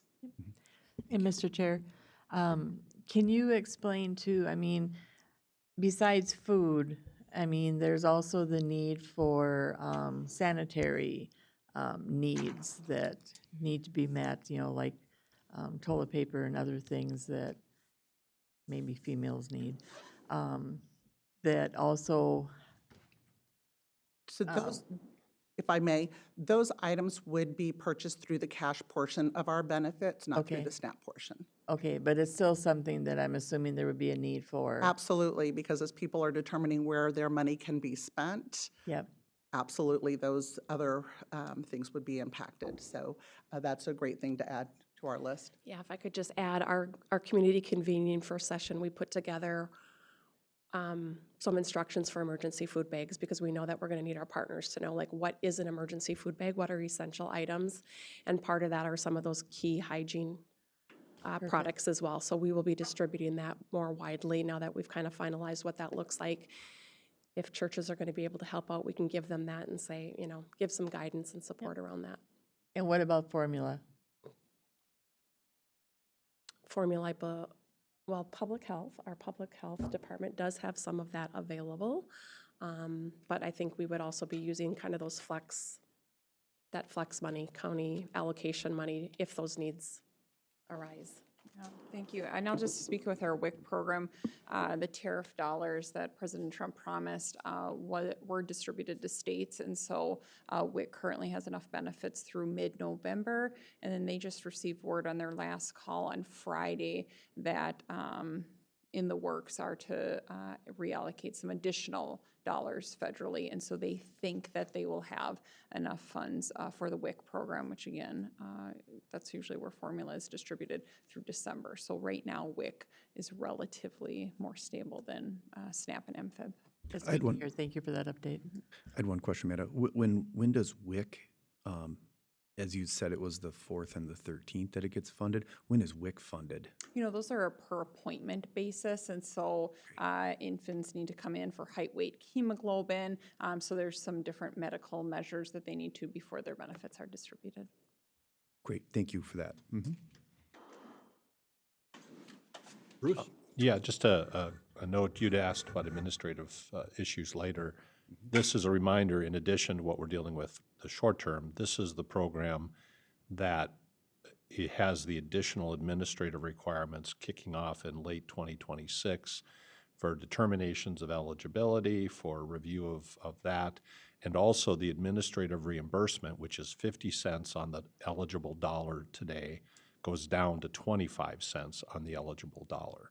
Now, that's the eligible dollar. That's not 100% of our administrative costs. That's what the feds considered eligible. So we'll be talking more about the program and its administration at AMC, at the legislature, at the budget discussions in next year. And I just want to also say thank you so much for all of your hard work and everybody at the staff level that is working so hard to make sure that we're able to do all that we can to meet the needs of those who need it. Thank you. Thank you. All right. Any other questions on the federal side? I think we've covered that. I want to thank you guys for coming down again. Really appreciate it, and for Thank keeping you. updated on everything, because it's a real moving target. If you don't mind, we'll pivot to AMC. I'm going to pass these out. There's one for you there, Don, and then Keisha, and then there's a public one as well. Dan, if you want to grab it. I'm going to go through these fairly tightly and just give you an update on where we are in the AMC process. Again, we have our own standalone legislative state issues, which includes the 10 and 11 project park funding. And then we also may look at this year at whether or not there's anything we can do with the jail as we get going forward. The specific issue on the jail, I'll just touch base on. Other counties, what they've done, because by statute, bonding for jails is exempt from challenge by reverse referenda. It's the only referenda. So should you choose to bond for a jail project in Minnesota, voters can't override that. But what a lot of counties have done is they have considered implementation of a local option sales tax to pay for jails in lieu of bonding. So the reason I raise it is if the county and the board is interested in that option, we would have to start developing a legislative ask, because the legislature requires, you have to get permission from the legislature, basically. And there's two tracks to doing that. One is to go to the voters first and then go to the legislature. The other one is to go to the legislature, get authority pending approval by the voters. Typically, the legislature is not allowed the imposition of a sales tax for law enforcement and jails without voter approval. So when we circle back to you with Joel and talk about the jail project, and if you want to consider a sales tax as a possible revenue stream, just know that it's a pretty heavy lift. It's going to require going to the voters and the legislature. As of now, that's not on our legislative platform for next January. But if that's the window, just know it's going to close fairly soon. So I think Joel and I'll get back to you probably, if not on the 18th, then in early December, and that would give us enough time. The actual structure of the request is small. It's an easy right, and it's an easy thing to get introduced at the legislature. Getting it passed might be a challenge, especially if our local delegation doesn't support it. So just keep that in the back of your mind. We can circle back at the end of this discussion if there's time and you want to chew on it today, but I just want to flag it to you. It's not on our individual agenda right now. With respect to that, I'll switch to AMC. So you have in front of you the AMC policy position amendments that you had approved, and I'm going to go through them one at a time. After discussing with the staff at AMC, they have a couple of recommendations. And so I just want to flag them to you, get your consent if they're fine, and if not, we can still present our own. But this is kind of what their recommendations are. So starting with the first one, energy independence, and this is kind of the easy one. This is still, we'll still discuss it, but AMC's staff is fine with our proposed amendment language. They understand both that we are seeking other counties to join the Nuclear Energy Alliance, but also that we are really adding specificity to the platform to allow us a platform for speaking about it. So the motivation is okay, and again, their position is they're not going to, as an organization, AMC doesn't join other organizations. So Our ask is not AMC to join MNEA, it's to have us present this platform change, knowing that it basically gives us a chance to speak in December. Does that make sense? Yeah, just from a format standpoint, so is the edited language what's in red on these sheets? Okay. Correct. It's what we've recommended adding. And again, if it doesn't get added, we still have the AMC platform. I would say this is a small risk, but one of the things I did speak with AMC staff about, there is a potential that some other county commissioners may question why it's in the platform at all. And that's, again, because they may say, well, is energy a local issue? AMC staff believe it is, you believe it is, the vast majority of counties do, but potentially if there's a backfire risk, it's that by talking about this platform, we highlight it. But again, that's not considered a significant concern by AMC staff, and in my opinion, and being on general government forever and a day, no. But this will have one of you, and currently Commissioner Hulse, you're the lead for general government, you would be presenting this policy amendment in red at the December meeting. And if you can't attend, then we'll get somebody else to do it. Rayanne went through the ringer with me a year ago, 2 years ago? Yeah, thanks.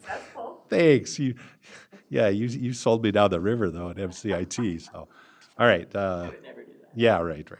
So yes, go ahead. You have a question? Yeah, I'm sorry. Go ahead. Just two things real quick. From a policy standpoint, do we need to vote on each individual? No, this one's no change. You've already approved these, so. Okay. And so there's no board action on these? For this one. On these, the other ones, yeah, I'll basically just need consent of the board, not a formal vote, but yeah. And purely from an administrative standpoint, we've already stated, I'm not going to the meeting in December, so someone will need to cover this for me. Yeah, so we'll talk about it. Typically what happens is and like any of these organizations, staff is fine, but elected officials are better. So if one of you, we'll talk about who's going to sit in general government. Several of these are in general government, so we're going to have to be there, or you're going to have to bounce around. Rayanne had to go to 2 different committees, so it was highly choreographed, I would say. AMC literally said, okay, Rayanne, you're first in this board meeting, then you go to the next one. And in one of them, we got a lot of questions, so yeah. So anyhow, this one is as is, but I wanted to give you that background. So AMC staff supports it. They're not being asked to join the alliance. They also recognize that we're really doing this to speak about it, and that if the amendment doesn't pass, the core language in black is still there. Okay? Second one. I had a quick question on this before we move on. In regards to the AMC supports statewide incentives for alternative energy options, would one of those, without being named, because it isn't, hydro or geothermal, there we go. Would that be included without actually calling it out? Yeah, I would think so. Possibility? Yeah, Okay. I believe it's pretty open-ended, so. And again, you remember the dynamic on this particular one is this got very early vetting at AMC. In fact, the MNEA was allowed to come or asked to come to the Fall Policy Conference. That's remarkable.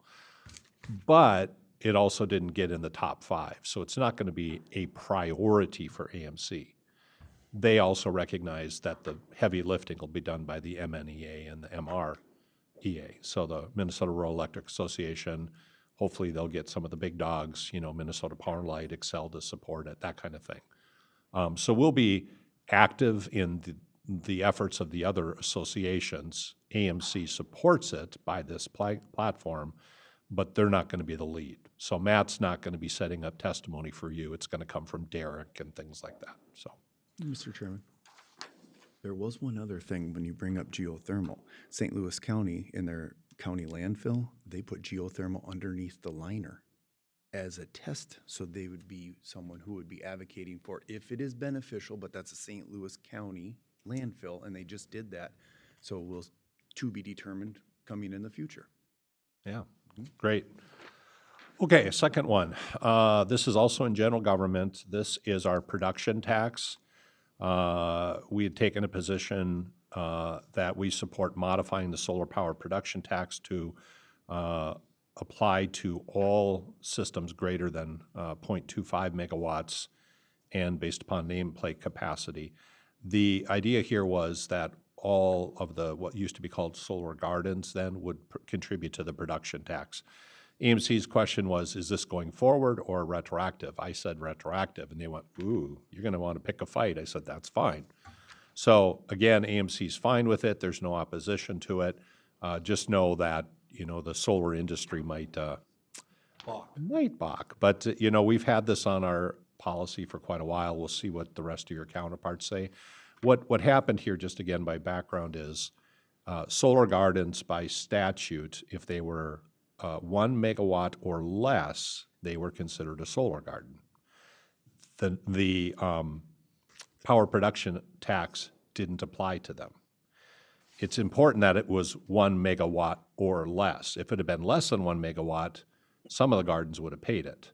But they're capped at the size for a garden at that 1 megawatt.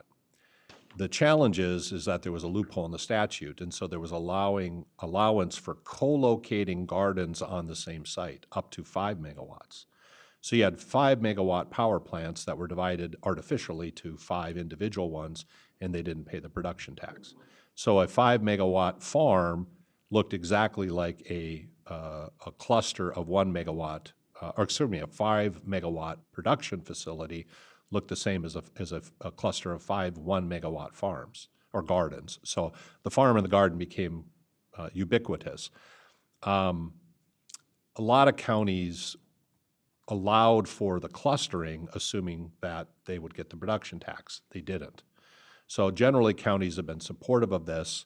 It's also not a huge revenue stream, but our costs aren't there. But as you know, that's nothing, you know, you couldn't put enough solar in this county to replace Sherco. But the solar that's there, the larger facilities pay the production tax. You know, does Excel care?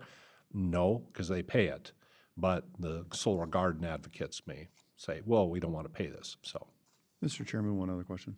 Commissioner Schumacher. Approximately, for the public who's watching this depth into the meeting, how many solar panels does it take to make 1 megawatt that you're talking about in the production? I have no idea. You know, but I don't. I don't know. I'm just asking a valid question that for those that watch. It depends upon the panels themselves. Yeah. Quite a variety of panels in use, and you know. 100 or 200? Oh, it's more than that. 500? Yeah, Lynn will get you that. And she had that really good briefing back in the spring, you remember? Yeah. Yeah. I'm just saying for those that watch, I think that's a, okay, sorry. All right. Good question. Down the rabbit hole. waiting. Dan knows. Add one thing too, when it's under a 1 megawatt, they do not pay commercial property taxes on the land. So if this were to change, the land would go commercial, so you'd collect some on the property tax side as well. Yes. Actually, it's not in there. We should add that. So, yeah, why don't you mark that one up? I'll get it to Matt. All right, third one. This is also in general government. This is one that was proposed by Dan and Michelle. AMC supports this amendment. They're very supportive of assessor safety. So everything you see in red is what we're proposing. And we would just, you know, introduce this. So AMC's like, yeah, we've always had a position of supporting assessor safety.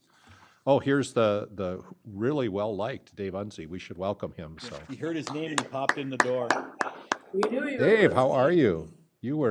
We were singing your, or actually they were singing your praises earlier. That's a text I got from him and I didn't believe it. Yeah. I found that hard to believe. Yeah. Whatever it was. Well, good. Well, welcome. All right, number 4, data centers. So this one I just note for you is to be determined. This is the language that we instituted. AMC is generally supportive of this, but Matt and I are still going to work on this. The deadline that you saw, which was November 7th, he said really doesn't apply because we already have these in. And what we're trying to do is align AMC's position so we're not in conflict with them. And you'll see some of this. Now, this one is maturing very quickly, and I just want you to know, this is the AMC position. I will tell you that Representative Meekland and Senator Matthews and I are already working on a bill they will introduce. So not AMC, but they will. That will be much more fine-tuned and specific to transition communities. We're going to lean on the new Energy Transition Advisory Committee chair because we hear he's a wet noodle and we can manipulate him really well, especially if we talk fishing or singing. And so, oh, hi, Greg, how are you? So, not that he isn't the host of the closing Sherco plant, but so we're gonna try to take a position that the legislators will lead, and that one's going to be very specific. It'll actually play hand in glove with this if this becomes a policy position. Yeah, my only question on this one is, so this language is very specific to the sunset on the sales tax exemption. But in my discussions with Representative Meekland, there were a couple other key pieces with it, which is fine. I just want to make sure we're not putting something down here that doesn't cover what we actually need in order to make ourselves competitive. You know what I'm trying to say? Yes. Shane's bill will be more specific, but it is compatible with this language. This is not adding everything. Right now, the way this is listed, Matt Hilgard thinks is going to be a heavy lift at AMC. Okay, that's so it may fail, but it gives us a platform to talk about the fact that for 10 years, we were working to bring a data center as a partial replacement to Sherco. The state invested $25 million to do that, and now they pulled the rug out from under us. And I agree. Based on the last round of discussions I had in general government, there are a number of counties that are adamantly against data centers, and we're adamantly for it. So right. I do think this will be a heavy lift. Yeah, and if we lose it, we lose it because we still will have Representative Meekland and Senator Matthews' bill. So, and just again, so you know, I've been working on that bill directly with them. I have not engaged our state lobbyist, but I will to get the language ready for the reviser. So again, that's specific to Sherburne. This is our AMC position. So this one may change with Matt. Matt's suggestion was to look at this consumption tax because it could potentially be like a solar power production tax, be smaller than the sales tax on energy, but it might allow them to repeal the repeal or repeal the sunset and allow the incentive to be there, but maybe not at 100%, might be at 50%, so. Yeah, and I had that discussion with Matt as well, and my only concern is that we just don't want to do anything that's going to, we fix one thing that made us uncompetitive. Yeah, they might pile on. It might add something else that still makes us uncompetitive. Yeah. So we just got to make sure whatever the holistic look is at the data centers that it doesn't make us worse. It doesn't make us worse. Yeah, yeah, and that was really Matt's idea, and I took it as said it fit with the ethic of the board, but I think that's a good caution. Our original language was just simply put back the exemption for energy sales tax. And then Matt said, hey, would you consider this? And so I kind of took a little bit of liberty with the license. You know, you guys gave me a little leash, so. All right, the next one, property taxes. So this one, in conversations with AMC staff, was basically what we'll call problem solution. Our language is on top, and basically we said there's a problem, and here's the solution. Matt's suggestion is that we, as a position, identify the problem. In this case, it's an inequitable and punitive property tax system, specifically on low-income and senior households, and then allow the legislature to discuss solutions. The thinking is that some people might initially be opposed to any solution because they're opposed to the cap and the indexing, where if we at least get them to support the fact that there's a solution, there's a problem, then we can have the better conversation about the solution. Now, I expect some conversation on this, so I'll tell you we have a couple of options. One is we can still go in with our own position at AMC, or we can default to AMC's language, which is under staff suggestion, and still advocate for our own idea of the solution. So we have all options available to us. But in talking to Matt, I told him I would bring this back for conversation with you. So I hope that makes sense, the problem-solution issue. So. And again, we also know that Representative Novotny is working on his own language I have not been in direct contact with him, but sure can follow up, but I know Commissioner Hulse, you have, so. So this is just simply, how do you want to approach it? Do you want to go in soft and say, hey, here's the problem, we think the state should address it? Or do we want to go in and say, here's the problem and here's the solution? Probably increases our chance of getting AMC to support it if we do the staff language. But I could also work with Matt and we could go in strong, knowing that we'll probably then have a amendment to the amendment and come back.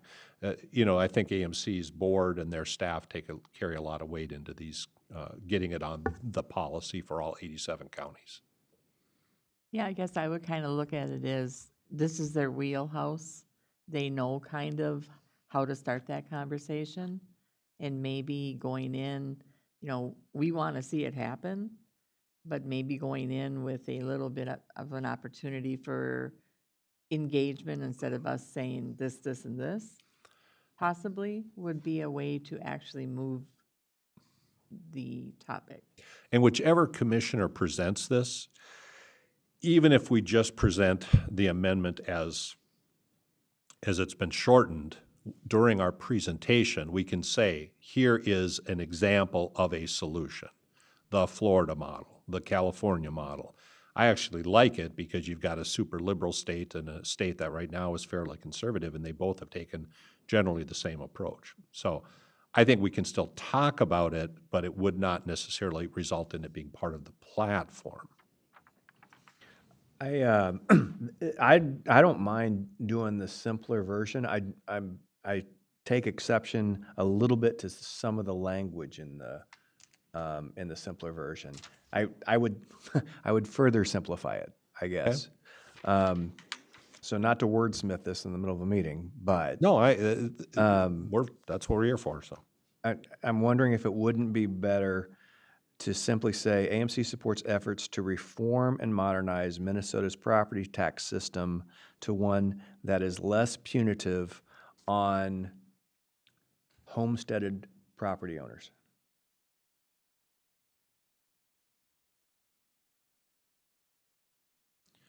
Okay, a couple of thoughts on that. One is Minnesota is known as having a very, very complex system, so the word simplify. I'm okay with simplify. Okay, and then when it comes to homesteaded, one of the other big criticisms we always hear is fixed income, which is typically your seniors and your low income. If you do all homesteaded, that's fine. You could say on less punitive on homesteaded property owners and ... I'm okay with homesteaded and. Okay. Yep. So I think we'll leave the word simplify, I'll add homesteaded then, so, and take out the, you want to take out equitable? Yeah, I'm just. You don't want the feds going against us on this one, right? Right, Okay. so, property tax system, the one that is less punitive on homesteaded and low income and senior housing. Yeah, okay. Okay. All right, and then again, I'm not sure if we'll amend our proposal to be exactly staff. I'll work that out with Matt, but okay, that makes sense. All right, a couple more, and I apologize for the detail here. This is very similar to this. Now, this is in the Public Health and Human Services Committee, which Commissioner Schumacher, I think, is our rep to HHS. We wanted to go in pretty strong with the idea of supporting phased implementation of the Minnesota African American Preservation Act. This is actually, that's what we had said, and fully funded by the state of Minnesota. So that was ours, was the tight red language. AMC actually is suggested we be a little more nuanced in this. So they've actually spent a lot of time on this, and again, this is part of that dance that they're trying to take, which is, looking at the legislature, if nothing happens in the next session, this is already law and it goes into place. So we're actually asking a very tightly divided legislature to modify what was crammed through by when the Democrats controlled everything. So the nuance here is with AMC. You can see they say we actually support the implementation because we've been criticized for opposing a good idea. So AMC has always said, we don't want to be the guys saying, get rid of it, but that we support it with a process, training, timeline, and resources sufficient to implement it. And then also the specifics on clear definition, guidance, eligibility, yada, yada, yada. I will tell you that Amanda's group has been working on this quite a bit to really support this. And so Matt's suggestion is we don't come in with the blunt chainsaw, we come in with the scalpel and, and maybe I'll call it the tattoo pen to try to make some improvements. And I'm fine with it. I think Amanda's group, like I said, has been working with AMC, and AMC just thinks it's going to be a better position, so. Mr. Chairman, at the Alexandria conference, they worked diligently hard in the group, and they were unanimous when they came up with this at the end. I mean, hours in the What's in red? What's in blue, actually, on What's this in one. blue? What's in Yeah, blue? so we were red in this case, we would just say, yeah, we'll accede to that. And if that's the case, then the question to Matt is, do you need a lead, and are we the lead? If we are, then that would be the board's position. If we're not the lead, then we just wouldn't even have an amendment, because this blue will come forward regardless then, so.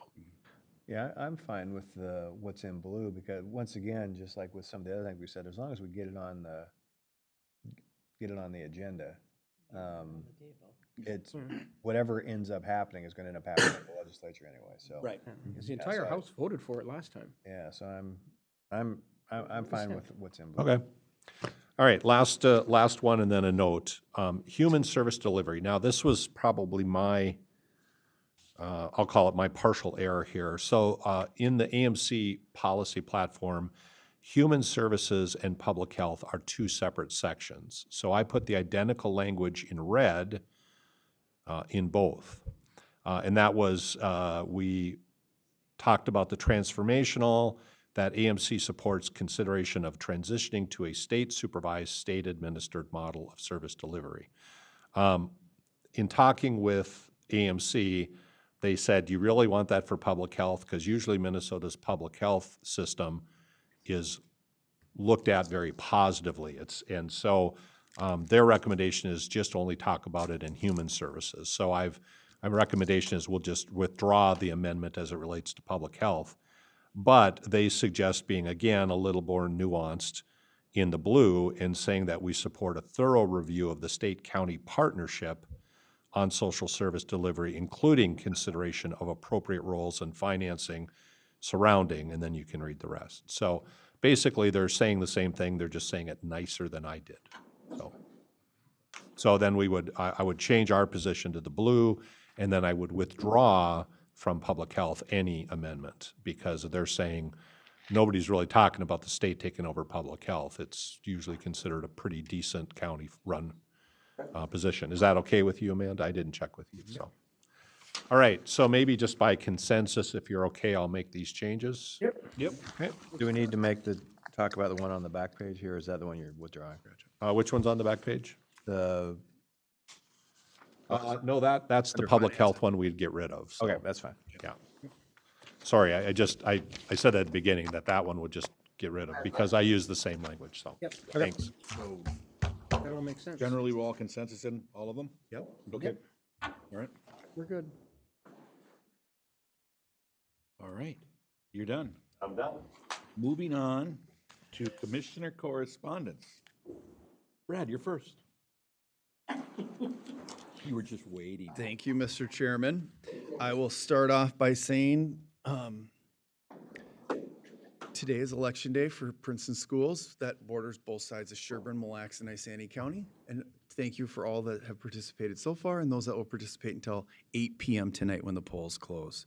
And get your little sticker. Yeah, I got my sticker, it fell off. I had my sticker on in the meeting, and it fell off. I attended the MDT meeting with the chairman, attended the Zimmerman communication meeting,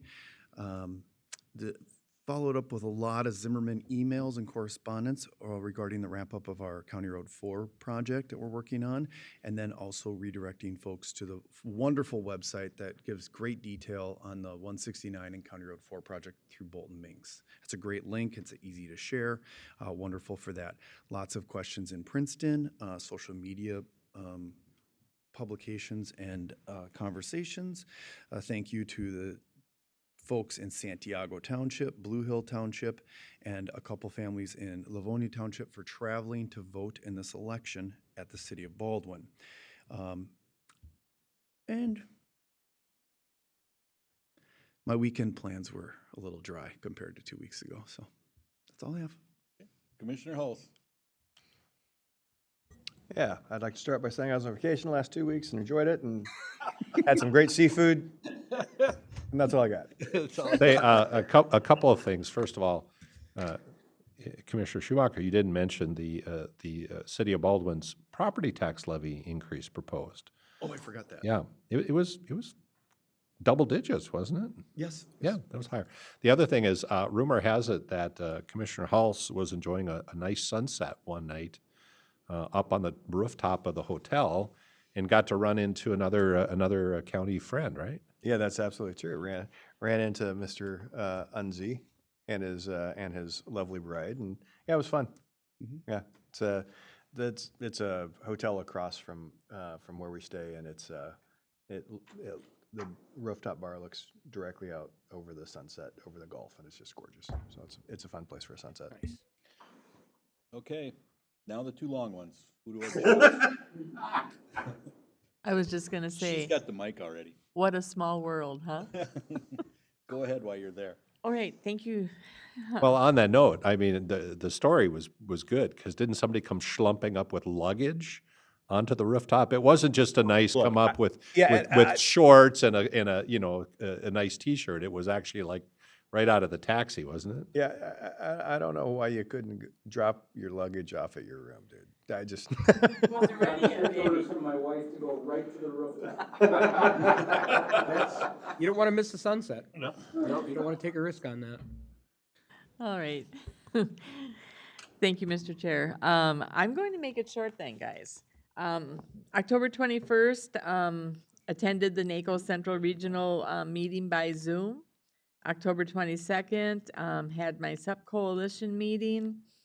Also that evening attended the City Council meeting with Bruce, who gave a very good update on what the county is doing, had a lot of good questions, and I think that the city appreciated the visit. And also then following that, we ran out to Big Lake Township Hall and gave the same presentation. So we got them both. And don't forget what the comment we got from a certain constituent too. Oh, yes, it was when we were out at the Big Lake Township meeting, one of our constituents that visits us quite frequently appreciated the comments as well and appreciated the clarification on the information as to why the levy is where it is and how hard we worked to get to that point. I don't think I want to mention names. Yeah, I won't mention names. Okay, October 23rd, attended the Tri-County Solid Waste meeting. Also, following that meeting, back down here, had the Executive Steering Committee meeting. October 24th, the federal shutdown changes to SNAP benefits and effects on Minnesota counties webinar that I attended. October 27th, also attended a webinar about building community prosperity for the next generation. That had a lot of interesting things, and I forwarded that on to our economic development person. Brian Fleming also attended the Planning and Zoning Subcommittee meeting. We heard the presentation from Mitch on that. That evening had my options board meeting. October 28th had the law library meeting. And one thing that came up at the law library meeting is there are some changes to what it is that you have to do in adequately supplying or providing the needs for anything related to, help me with this one, Bruce, the You were talking about the scanning issues and. Yes. Yeah, and we're looking into that for you, but we provide what's considered essentially a dirty computer. It's on the outside of the firewall. and then the courts have a computer down there. So we're looking into that. But as Rayanne said, there's now an expectation of technology access, which can be very consumptive of not just staff time, but also resources. So. Yep, and it all wrapped around the ADA compliance changes that have come forth as to what has to be provided for residents in the law library. Also, October 30th, attended my CMRP meeting. That's our Central Mississippi River Partnership Group.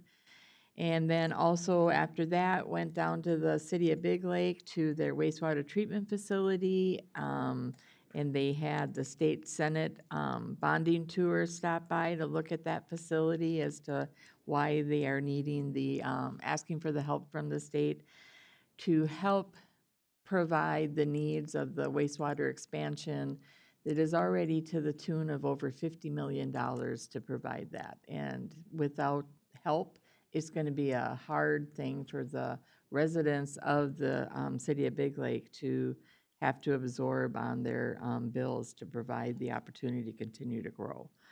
And then also, after that, ran up to St. Cloud for the joint Pope Douglas and Tri-County Solid Waste meeting. And then November 3rd, yesterday, I was up in St. Cloud for the Transportation Alliance annual meeting.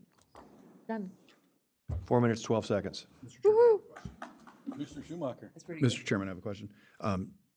Commissioner Delonsky, was the 50 million going to be able to be contained in the same site, or do they have to expand the site to expand the city? They have to, they have to expand the site. They have the land to do it. Yep. And in order to, the existing plant is reaching its capacity. And so as they continue to grow, pretty soon that plant is no longer going to be able to provide the needs for what comes on. Very good information, thank you. And I had one last thing, if I could re-interject. I did ask Amanda Larson one question, which I forgot to ask, which was WIC benefits. What are the age limits of WIC benefits? It's for pregnant women and children up to age 5. For those that are still watching that may have that question, to answer the question, it's been a while for some people, and just a reminder. But now I'm done, for sure. Mic Commissioner off. Knowles gave you 4 minutes and 12 seconds. Well, wait a minute. Keisha, can I get your signs that you use for, that Okay, so, here we go. November is a month for numerous awareness campaigns. National Native American Heritage Month, American Diabetes Month, Lung Cancer Awareness Month, Pancreatic Cancer Awareness Month, National Epilepsy Awareness Month, National Hospice and Palliative Care Month. Obviously, we talked about this already, Veterans Day and the Marine Corps birthday. It is probably going to be unrealistic to expect your Marine Corps veterans to show up on the 11th after their 250th birthday on the 10th. Just kind of keep that in mind as employers. I did a total of 5 County Connect meetings. The Great River Regional Library had a special meeting. Points out of that, the Big Lake Library will be relocating. That's going to be some additional work on that.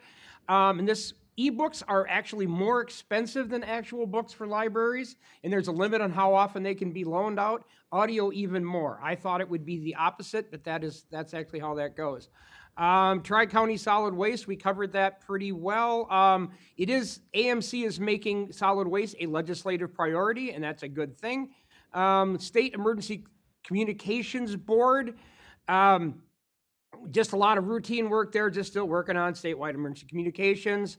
I went to the Just Transition Fund pre-convening meeting. The Just Transition Fund had their national and Midwest convening up here in Minneapolis. And as part of that, I'll do the whole thing basically at one time. I did the Just Transition Fund pre-convening meeting.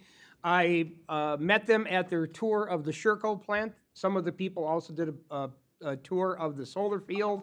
It was a really, really good day. A lot of people got to see what we're actually facing in transition, and the big unit was running, so you got to feel the whole building vibrate, so which is really, really cool. So that was a good thing. And then as far as the transition itself, Brian Fleming from the county was down there the entire time, working with all the people, because this is a big EDA type of an activity that Just Transition Fund helps support. I did go down there, and there was one discussion that I thought was really, really good, put on by Root County, Colorado, if I'm pronouncing it correctly.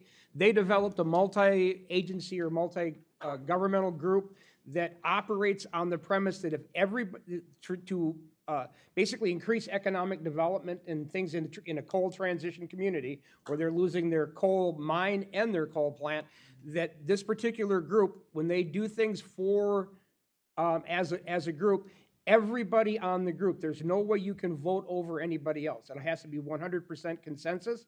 I think that might be a good model for some of the other things that we do inter-county-wise. Yeah, let's see, on the mayors, I went to the Becker's Mayor's Roundtable. There's a lot of, one of the big things there is that the Becker Post Office is an emergency closer, so it's in the middle of a 90-day term with a study before they can close it for good. So there's still time to comment on that. AMC SNAP webinar, we discussed SNAP quite a bit already today. I sat in through that. MCIT webinar on member fees, I sat in through that. That was fairly interesting. The CMRP,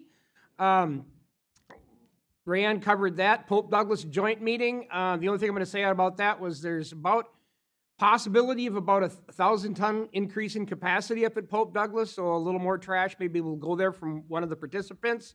I have been doing the Leading on Purpose program, which is done through AMC, and that's about 8-10 hours a week. I got coursework to go through and then 2 extra meetings. I'll be doing that for the last couple of weeks and the next 8 weeks.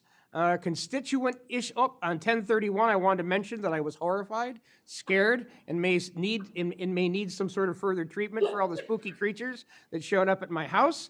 And constituent issues, there's concern over the tobacco ordinance being a burden to businesses, a variety of complaints about various road construction projects, and then that's about it. How was that? 414. Huh? 414. You're over by 2 seconds. And just so you know, Routt County. Routt County, thank you. Home of Steamboat Springs, so. Yes, Steamboat Springs is a participant in the organization, but they are not an actual voter because it's primarily a rural deal, but they do still consider their opinion on it, which it's a really good model. And we'll talk about that some other time. He missed one. It's National Candy Day today. Whoa, you missed the best one. National what? Candy Day. Oh, well, good thing I brought some. Yeah, right, candy. I also did 3 County Connect meetings. We might have some discussion on how we could do them better or more detailed. Did the Executive Steering Committee briefly because I was double booked with this one of the County Connects. Did the NACO Ag and Rural Affairs Committee issue on rural health and all the closings of the hospitals. A lot of the counties on that are on the rural on that committee are very, very small, very, very rural. Some of them actually only have 3 commissioners. So their concern is much different than ours in regards to rural health. There's also a big discussion on foreign land ownership.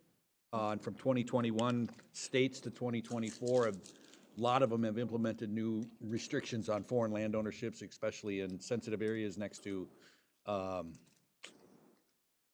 military installations and things of that nature. States have. States have. I did the MDT meeting with Commissioner Schumacher, and then I did the first one ever of the Metropolitan Area Water Supply Advisory Committee, which is going to, it finally, after about 1.5 years, I think it finally came to fruition. We had our orientation meeting, which I think will be really good.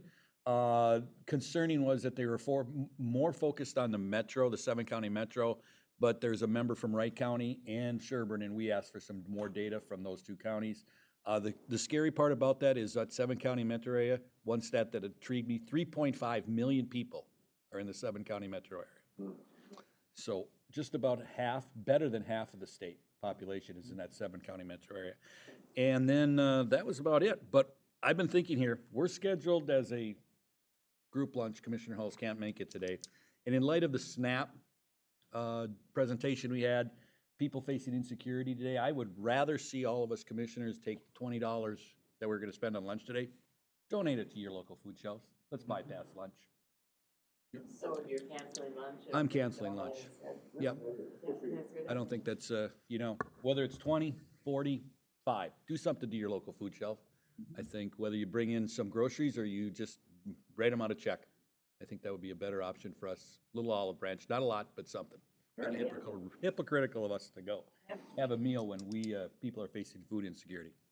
So, Good idea, Mr. Chair, and thank you for bringing it up. I did have one comment, though, on your meeting that you are talking about the Met Council. This doesn't count. No, I'm counting. Rayanne's talking again.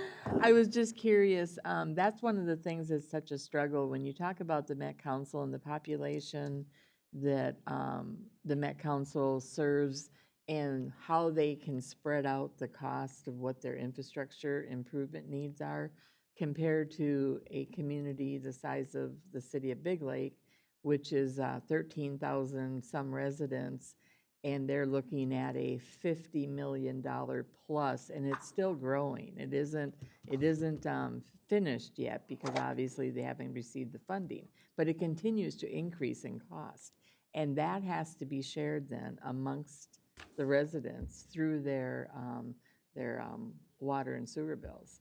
How do you pay for something of that nature? And this is all to help keep the Mississippi River, which is where they discharge into, and all the processes that the state requires for them to do to make sure that that water is as clean as it can be when it goes into the Mississippi, which goes through the whole, state, obviously. So that's always been my concern as to the cost of some of these infrastructure projects, and they're needed, but we've got to figure out a better way to fund this stuff, my opinion.